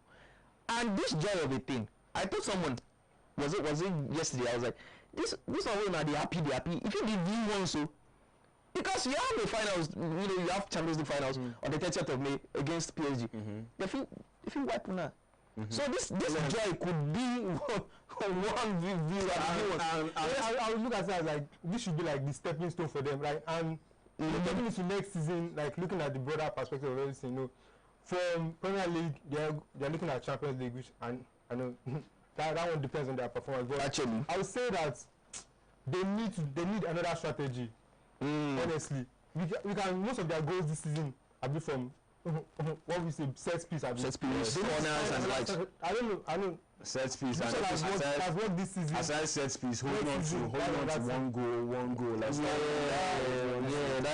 that kind of thing. No, honestly speaking, there's no bad strategy, right? But if you keep doing the same thing over and over, no. If you keep yielding results, there's no bad strategy. Because if you tell me that set piece is not as reliable as you think it is. Yes, but if you tell me that I will score one goal and hold until the end of the game and win the match, that's good for me. Speaking of which, we can't not but talk about what's it called, Arteta. Because Arteta has been in Arsenal for like 7 years, right? No trophies. Don't let me say no trophies. Like no major trophy. And then the Premier League. Me personally, I wouldn't say I'm happy or not happy because I love trolling Arsenal because they make the loudest noise. Now, for track record's sake, facts, it's there on the internet. Arsenal is not, to me, is not a top 3 team or probably top 5 teams rather. Right? I say like in the world. Like generally, it's there. They are not, and if you check the trophy stats, they are not even part of top 6. Right. This is the first time in 22 years. That's what I'm saying. That is a building block. That is for Premier League. I'm talking of generality. No, and I'm speaking generally. Because aside Premier League, this is the first time in 22 years Arsenal has held any notable trophy. Right, and now they stand a chance to win 2. They've won the EPL, and then they're playing the Champions League in a few days. So. In 22 years, this is the greatest pedestal they've had to stand on. And Arsenal has been a great team because they've never relegated before. If you check the table of relegated teams in the Premier League, it's actually shocking. Man City has been relegated before. You have the likes of Arsenal, Chelsea, Everton. Tottenham has never relegated. They are the verge of relegating. Relegate because this is one more game. Yes, they're playing a match tomorrow. It's one more game for the end of the season. Then it is a must win for them. Yes, it's a must for Chelsea even if they want to qualify for the Champions League. For Brighton, for Sunderland, there are so many things. It is a must win. The same way the Premier League has been decided. Yeah. Some other teams should their stakes are on the line. So I mean this last game, even if you are not going to watch Man City or Arsenal's match, there's a lot of games to watch. Even Everton is shocking me. They've never relegated before, and then they are doing wonderfully. Like I wouldn't say wonderfully well for their standards. Yeah, they are say for their standards. They are just there. They are exactly. They are just there. When last did they go to Champions League? They are just there. But it's actually crazy, you know. But Tottenham has to step up. They have to do something. Also Chelsea, because if Chelsea doesn't go anywhere next season, they will just be competing for, you know. No, I like the way it's going. Honestly speaking, I prefer that Chelsea have all the time in the world to prepare themselves, to relax and work on themselves, because their team this season bad. They've had bad managerial roles. They've had bad players. They've had miscreants for players. Right, the likes of Garnacho. Yes, the likes of Garnacho. and what Chelsea needs now is a very big building block for them. And not going in the Europa, not performing in any European competition next season is the best thing for Chelsea, because we have the likes of Alonso coming as the next head coach. That's Alonso is the best thing that can happen to Chelsea. Yeah, actually. So if they start from scratch, no European competition, just take it domestically. Do you understand? Focus on EPL, FA Cup, conference, and just play football. They can build a very good team. And speaking of managers, like all over the board, there are new managers. Man United is bringing Carrick, Madrid is bringing Mourinho. What do you think about Mourinho coming? Mourinho coming to what's it called? Real Madrid. When I saw the stuff, here we go. I was like, bam! I was overjoyed. I was like, bam! Yeah, for Mourinho. I was overjoyed.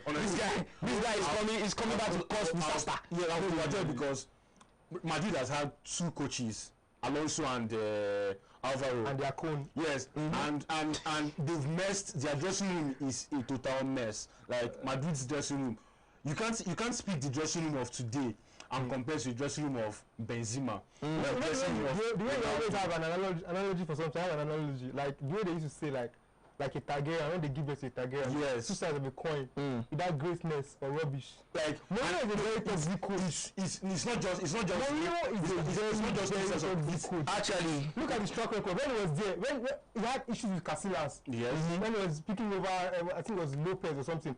Yeah, Ronaldo, even as much as with football, Mourinho is a very toxic coach. There's this thing that comes. Somebody that's going to throw the bomb inside. Yes, that's not comes to Mourinho. Everything that comes to Mourinho is extreme. So it's extreme greatness or extreme failure. Like there's no middle with Mourinho. It's extreme, up or down. It's extreme. So if with the current dressing room situation, we have Valverde, we have Tuchel, we have Vinicius, Camavinga, Mbappe,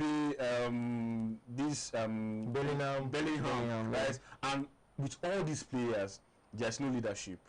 With all these players, there's still chaos. I'm not going to be shocked if Mourinho comes and their first season they do very well. Mourinho is always good at that. His first season always seems look at Man. He's tactical. He won 3 trophies. He won the Europa League. He won. I'll be honestly glad if he comes and his first season, as he's winning these trophies, he's cutting down on the team players.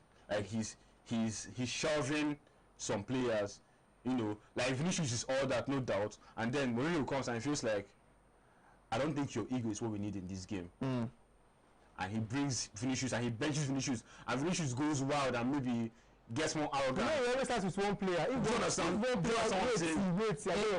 one player goes wild, another one too gets mistreatment from Mourinho, starts going wild too. Another one. That chain reaction. Do you know the funny thing? You say ending the same thing that happened. I like Mourinho, but he's a coconut head coach, right? He wants that. Yeah, exactly. You know, ever since he has been coaching Real Madrid, we've seen it. It's there. He had issues with almost all the players. He had issues with almost all the players. And the way he does his thing is play what I ask you to play, or you sit in the bench. Play what I ask you to play, or you sit in the bench. So that's Mourinho for you. So I feel like fine and good with the present situation of the Real Madrid situation generally. I think Mourinho is still the best. The best in the world. No. Madrid has made that mistake from before. If they are stuck with Alonso, well, that's if. But now, I feel that's the major mistake they've made. They should have still let him at least try his best. Exactly. Let him finish the season and let Perez with his head with his power and everything, come down and talk to those players. Papa Pires. Yeah, but still on managerial roles coming to next season. And then Mourinho for Real Madrid. We still have Maresca for Chelsea. Man City. We have Alonso for Chelsea. We have Unai Emery for Aston Villa. And we have Carrick for Manchester United, and then we have Guardiola out. But actually, there's something I want to say about Pep Guardiola. Pep Guardiola is I think is the only manager I've seen, or the only manager self that has created I wouldn't say monsters. No, because more top managers. Let's call him the father of managers. Yes, because let me you know that what's it called? Vincent Kompany played Maresca was under Guardiola. Arteta was under Guardiola. And then see these people. We have great coaches now. I mean, Kompany went to win Bundesliga. Like Arteta has won the Premier League. Maresca is not a small boy when it comes to. Maresca won the Club World Cup. Do you understand? And he's not a small boy when it comes to managing. And these are all people that schooled under Guardiola. So and now with Guardiola out, we have his influence still in the Premier League.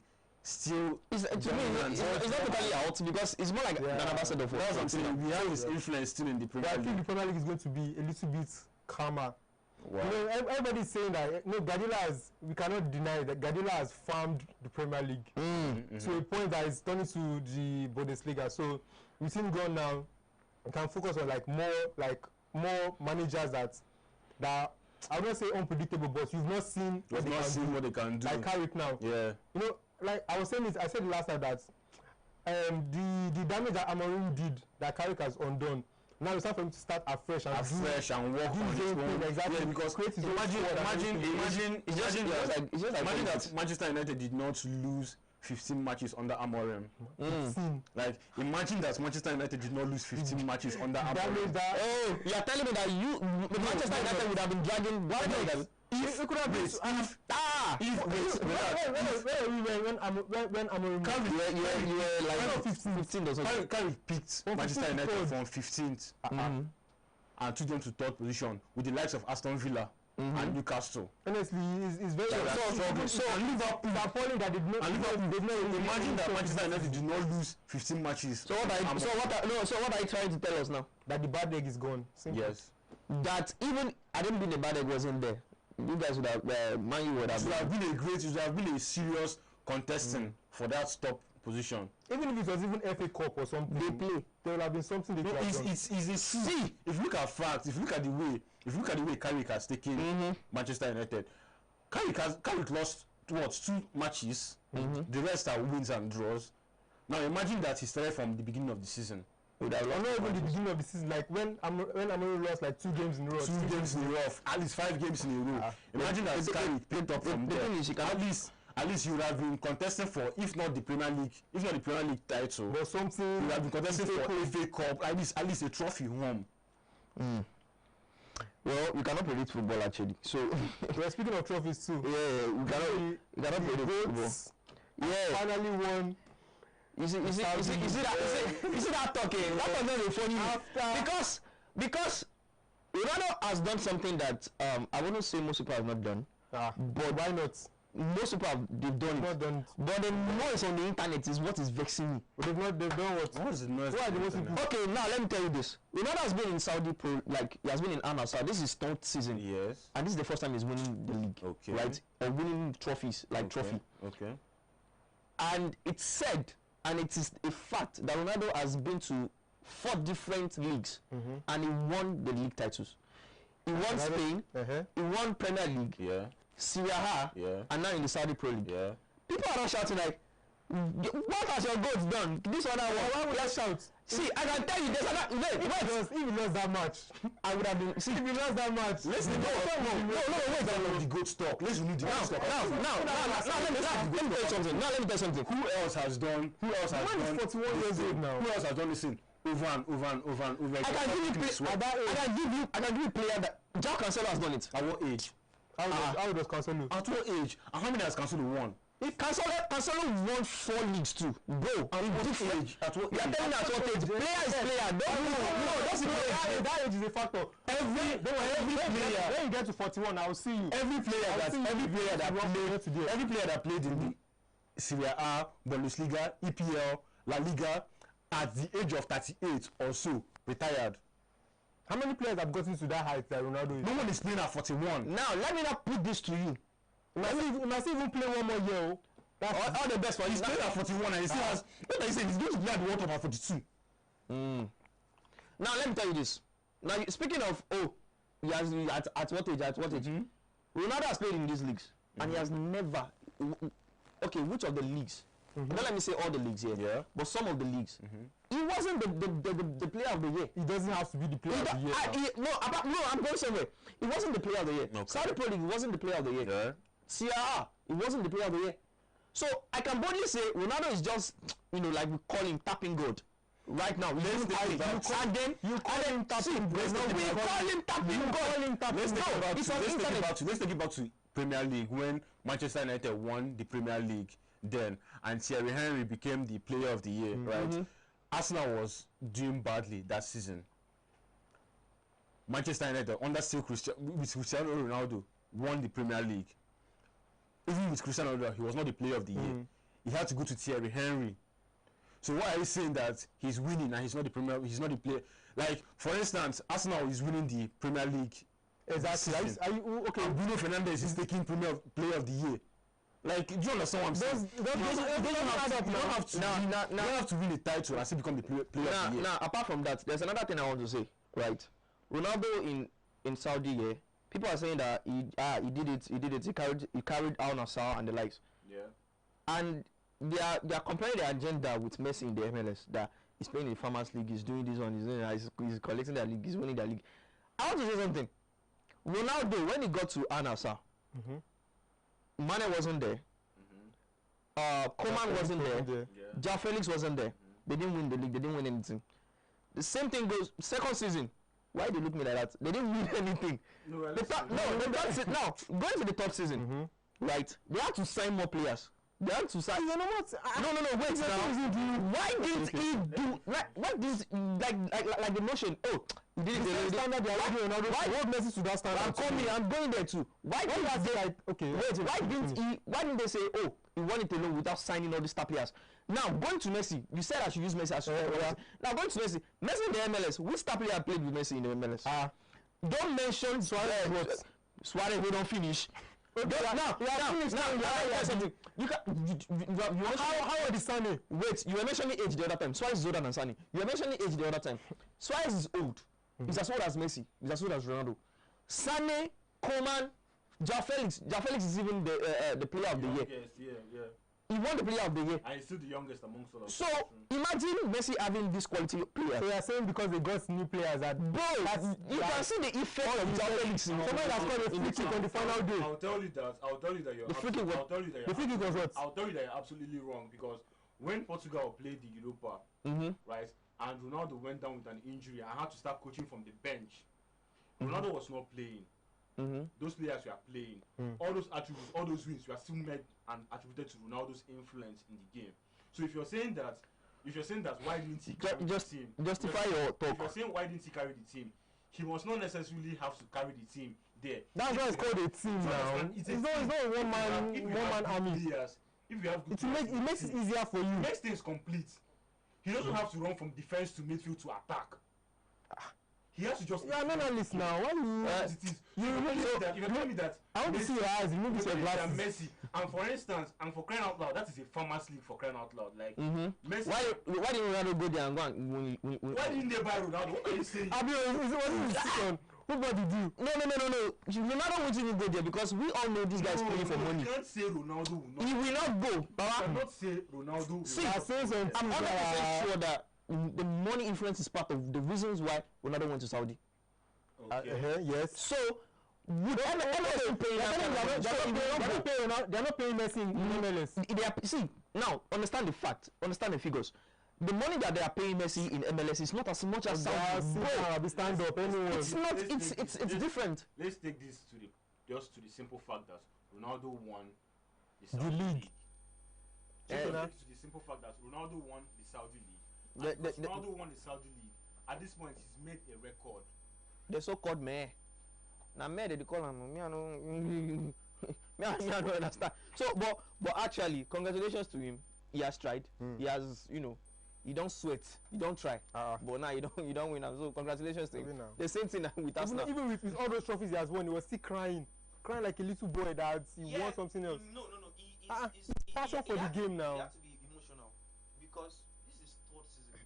Actually, No one has as much passion in football as Ronaldo. Cristiano Ronaldo. No one has. He walks like a donkey, and he eats his walk like a lion. No one has as much influence in that game like Ronaldo. How many people knew of the Saudi League until Ronaldo went there? And we had more viewers than the El Clasico. Do you understand? And we had serious people leaving their leagues going to Saudi League, and no one knew of the Saudi League until Ronaldo went there. We still have the MLS. We still have United States, the leagues in the United States of America. And how many times has the MLS come up on the news? Messi's influence. No. How many times has the MLS come up on the news? They do come with up all on the with all the influence that Messi has, with all the World Cup. How many times has the MLS come up on the news? MLS do come up on it. You cannot deny the fact. You cannot still deny the fact that Ronaldo has a big baseline in the world of football generally. Yeah. He's an influencer. Yeah. So with that, and he's a YouTuber. No, stop trying to the facts are there. Stop trying to water down the influence this man has in football. Stop trying to water down the achievements this man has in football. Now. You see what Stop trying to water down the fact that this man is making leagues that were not. He's just trying to rage bait you. Leave him alone. No, aside the rage baiting. Stop trying to water down the fact that this man is making influence in the world of football today. Congratulations to him, man. Congratulations to the GOAT. But actually, speaking of trophies, you know, there's something that crossed my mind. Same thing goes with Arsenal, you know, winning the Premier League. Yeah. Now, Arsenal has won a total number of 47 major domestic trophies and international trophies since 1886. Okay. They won the English Football League title 14 times. Most recent, the one they just won. FA Cups, they won it 14 times. A record with the most recent win in 2020-2021 season. They won the League Cup 2 times. The last time they won it was 1993. Yeah. Arsenal don't win. You don't think Arsenal don't win title. That's what I'm saying. Like it's UEFA Cup winners. One time, 1994. Yeah. 1994. So like we're counting 22 years. We're counting 22 years. Like bro, this is just EPL. Right. Not to even talk of. Like, we're not even talking about the last time they won the Champions League. The last time they won. It's almost getting to century old. The last time they won the Champions League. Oh boy, I let's give Arsenal their flowers because it's been a long time coming and it's quite crazy. 1992, 1993, like it's really crazy actually. But I feel like they will go for the double. No, we don't see. Is it that one? Let's not even take out the fact that this is the first time Arteta is winning that trophy. I mean, both as a player and as a manager. As a manager, because even as a player in Arsenal, he did not come across these trophies. Like these trophies saw him and he saw them and he passed it by. Like, oh, Jim. Do you understand what I'm saying? And even as a player, and then he became a manager, and in seven seasons, this is him winning that trophy in 7 seasons, both as a player and as a manager. I mean, it's something to be proud of. Yeah, to be proud of. Something to be. And I think this should give them the morale to walk into the pitch, Budapest, you know, Champions League finals, and try to. I don't know. Thank you very much for that. Try to because PSG is another machine on his own. We can't just come out and say these people they will win the Champions League. I said something at the beginning of the Champions League. I said that there are people that have these things as their home. Like there are people that have made Champions League their home. It's you know this thing where you walk into your room, you know where you place the cup, or even when the light is off. Even when the light is off, you can walk in the dark, and that is what PSG has made Champions League to be. So Arsenal coming now is Arsenal coming into a stranger's home. You know, you have to come with your torchlight or your lantern or a flash or something. You see. You don't just put your leg anywhere, and that is the kind of thing Arsenal is going to walk into this Champions League with. They're going to be so alert at every system. So it's either they score one goal and pack boss at the end of the game, right? Or they attack and get PSG to. Enrique has even started his own mind game. Do you understand? That Dembele, yes. Dembele has injury. Dembele has injury. Dembele cannot play, and we have like Dembele has 2 weeks to prepare adequately for the Champions League finals. So walking into the Champions League, we don't. I don't want to say this is the one down, this one down. But me, I feel like PSG they have an edge, and we are waiting to see what Arsenal will do in the Champions League finals. Yeah. Let us know your thoughts and your predictions in the comment section. But for me, I'll go with PSG because they have upper hand. Because they're wearing their clothes, Abby. Yeah, they sponsored you today. They play. But I'm going with PSG because So let's know your thoughts and your your opinion in the comment section, and also your predictions. And click that subscribe button. Follow us for more. We got more updates for you guys. And then we are going on the break now. We'll be back with Erica John and Omolara for the social media boss. Still, don't go away. We have more exciting news for you guys. Thank you.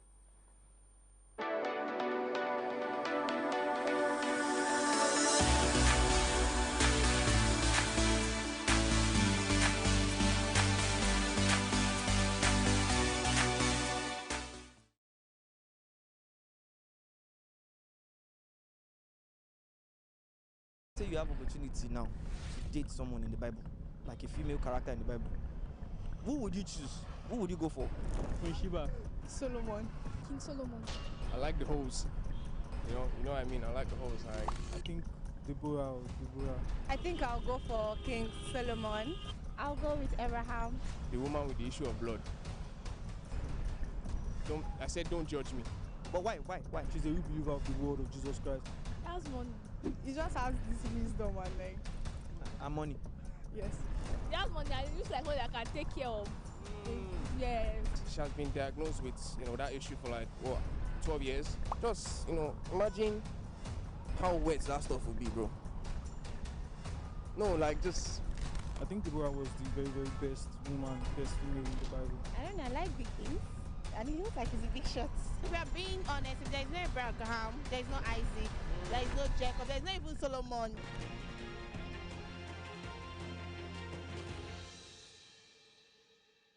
Yo, what's up? It's your boy again, Dairo Paul Femieke, Rafiki the clown boy. You all know what I mean is now. No man, you know I see the B. We dey on the streets of Lagos again. But this time around, we won't carry you now enter Bible.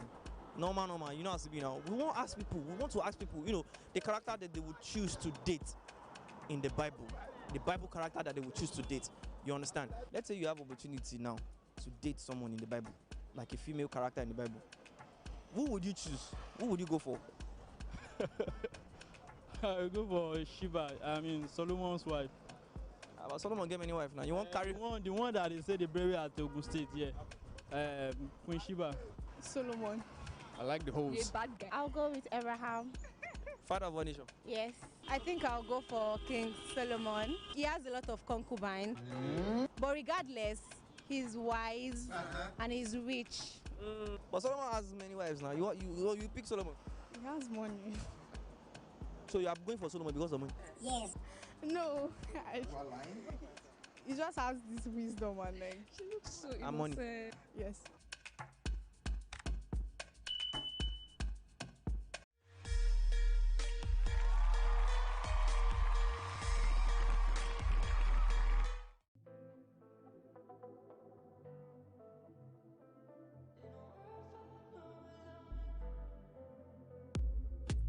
Hula.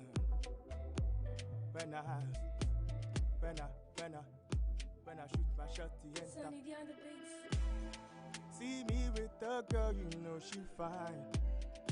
Waiting line. It's my time now.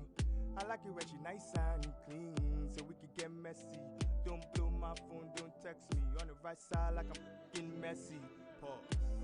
Won't want me, when you won't want me. I'm in San Francisco, jamming. I'm on the phone with chicks from Germany. Bumper to bumper, just don't tag me. Speeding on the highway, catch me if you can. Come closer, that's my song, she's jamming.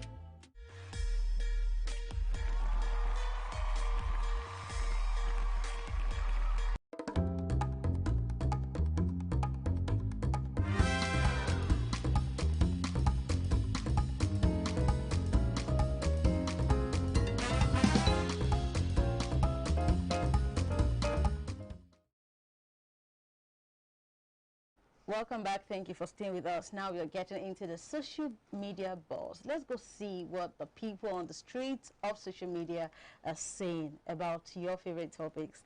Now, first here we have the APC electoral officers skip numbers during vote counting. A state video on electoral officer counted up to 85, then confidently jumped up to 201, skipping over 100 votes. Observers looked shocked, like, what's happening here, guys? As she continued without correction. Line, she continued without correction. Everywhere go first blow. My own question is, why did you continue after without correction? Yes, that silence is needed. But we have comments. Let's hear what people are saying about it.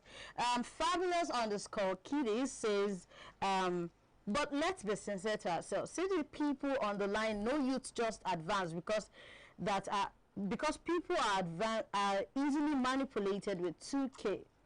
Nigerian youth, please, let's get our PVC radio, Biko. This is not a case of PVC.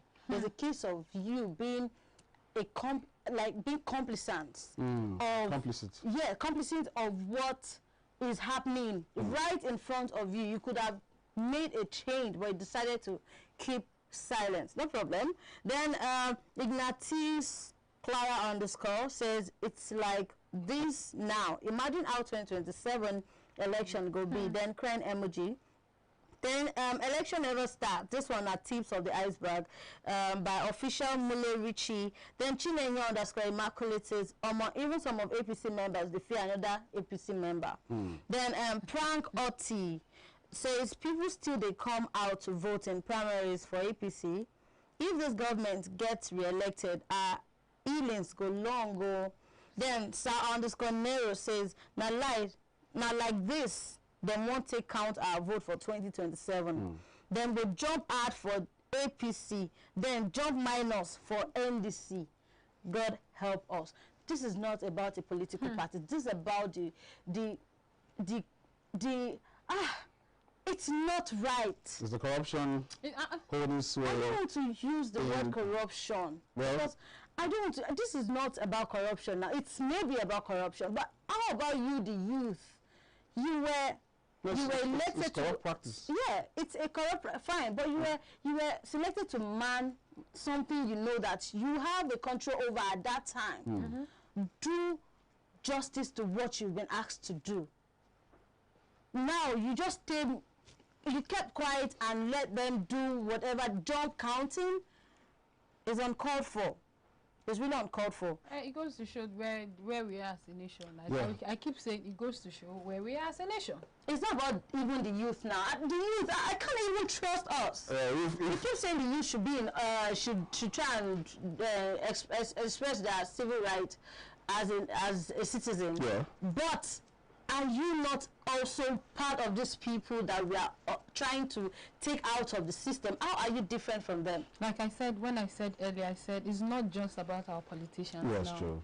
Even we as ourselves, as citizens, we practice this thing on a daily. It's becoming we want to tell ourselves the truth. Yeah, it's becoming you're supposed to park somewhere because make I give so when it's happening like that, you just have to the change has to be from we ourselves. Let's change our mindset. Once you start changing your mindset, I think you will start reflecting, because if you say you want to, it's like you are breaking from the roof. Come down. Let's break it from the ground. Let's break it from ground. From the base, yeah.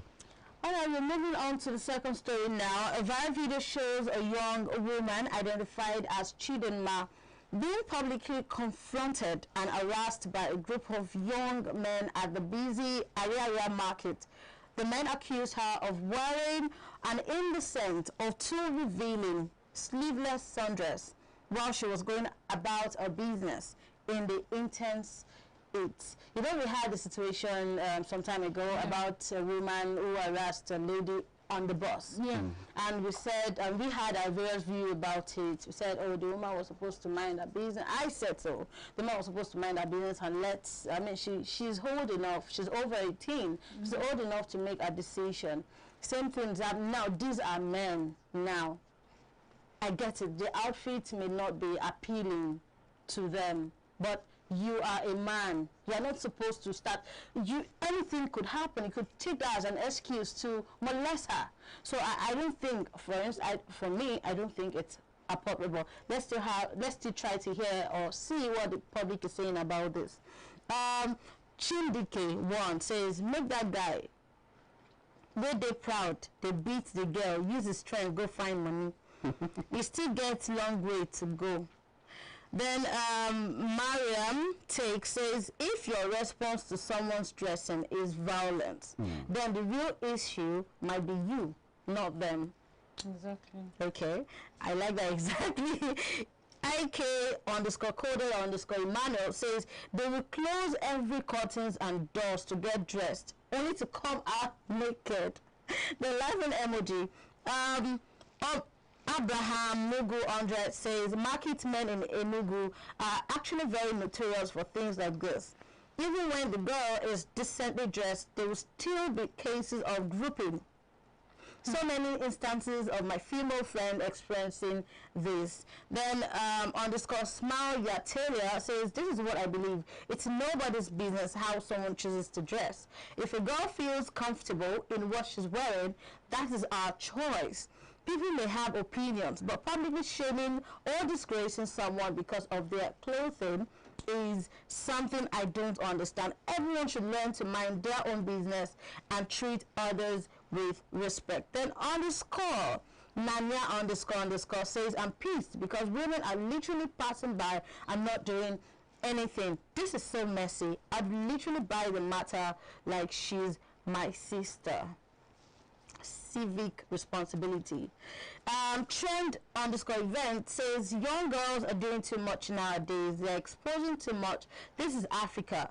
If you want to imitate the Western world, you go there. Then Captive_KV says, I agree with everyone's thought largely, but I believe not addressing these things have a long-lasting social effect. I wouldn't raise my daughters to dress like that, and even if these kinds of outfits predominate the commonplace, then I will be fighting a battle beyond just teaching my children how to dress. Then lastly, on this comment says, somebody means M2_Betty_ says, can these guys mind their business? In between, we ladies should mind what we wear to some places. And ... If that club now is okay, but wearing such and walking around is a no-no for me. Yes, I kind of agree with this person. Some persons do not know they don't know how to select outfit for a particular occasion.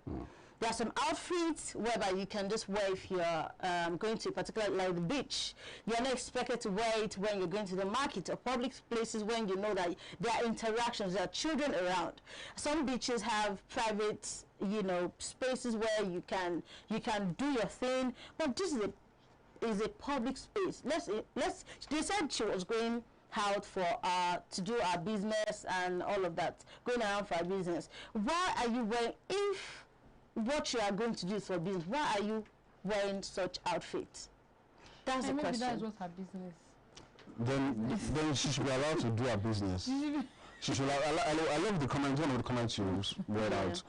People should be allowed to do what they want to do. They are adults here. We're not running a system or a system that frowns on.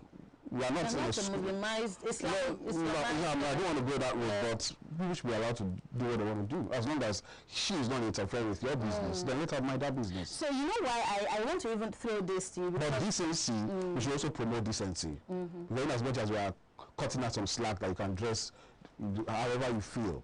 But decency also should be honored, also should be eschewed, should be celebrated. Yeah, so you are a man, and according to the story, it was men that were actually harassing her. Okay, so as a man now, what would you say? Would you rather say women should be in the best position to do this? No, whether male or female, nobody has a right to harass that lady. Nobody.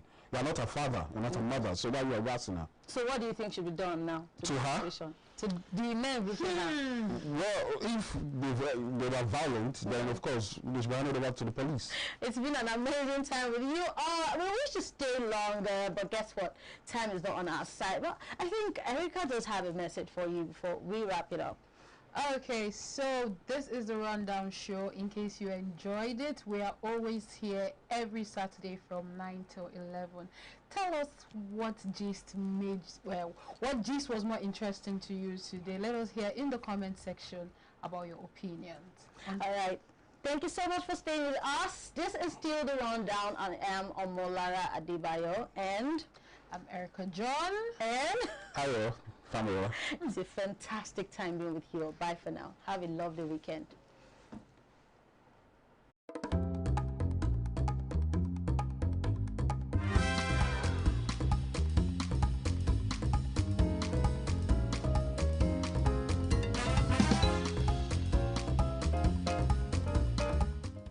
As the Honorable Speaker of this Parliament, a man of integrity, a man of passion, a man of vision.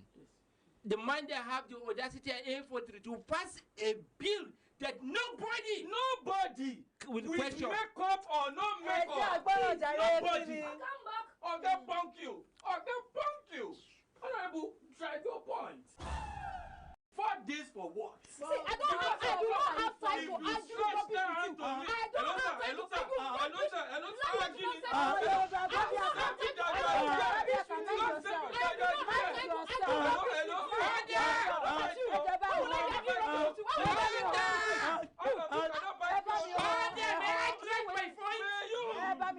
May I drive my point? You may. Drive it. Ladies and gentlemen, you are welcome to Wada Parliament. This is a parliament whereby it is harmful. We bring issue, we digress it, digest it, and dish it out to you as solutions. I am a man of passion. I am a man of vision. I am a man of law. It's okay, sir. The fact that I am quiet and all these shenanigans is happened to me does not mean that I am gentle. I am slow to anger does not mean I am God. Exactly. God bless you. Swallow it. The ally, I swallow it. If you give me VP, well, later I will raise a bill to take me and fly me out of the country for medicals. And you will not come back. Huh? Honestly, you won't come back. Don't go straight to why we are here. Yes. That's when we sing that song. This word is not my name. Hey! Let the word silence you quiet. On the bill today that was submitted on the table of the speaker.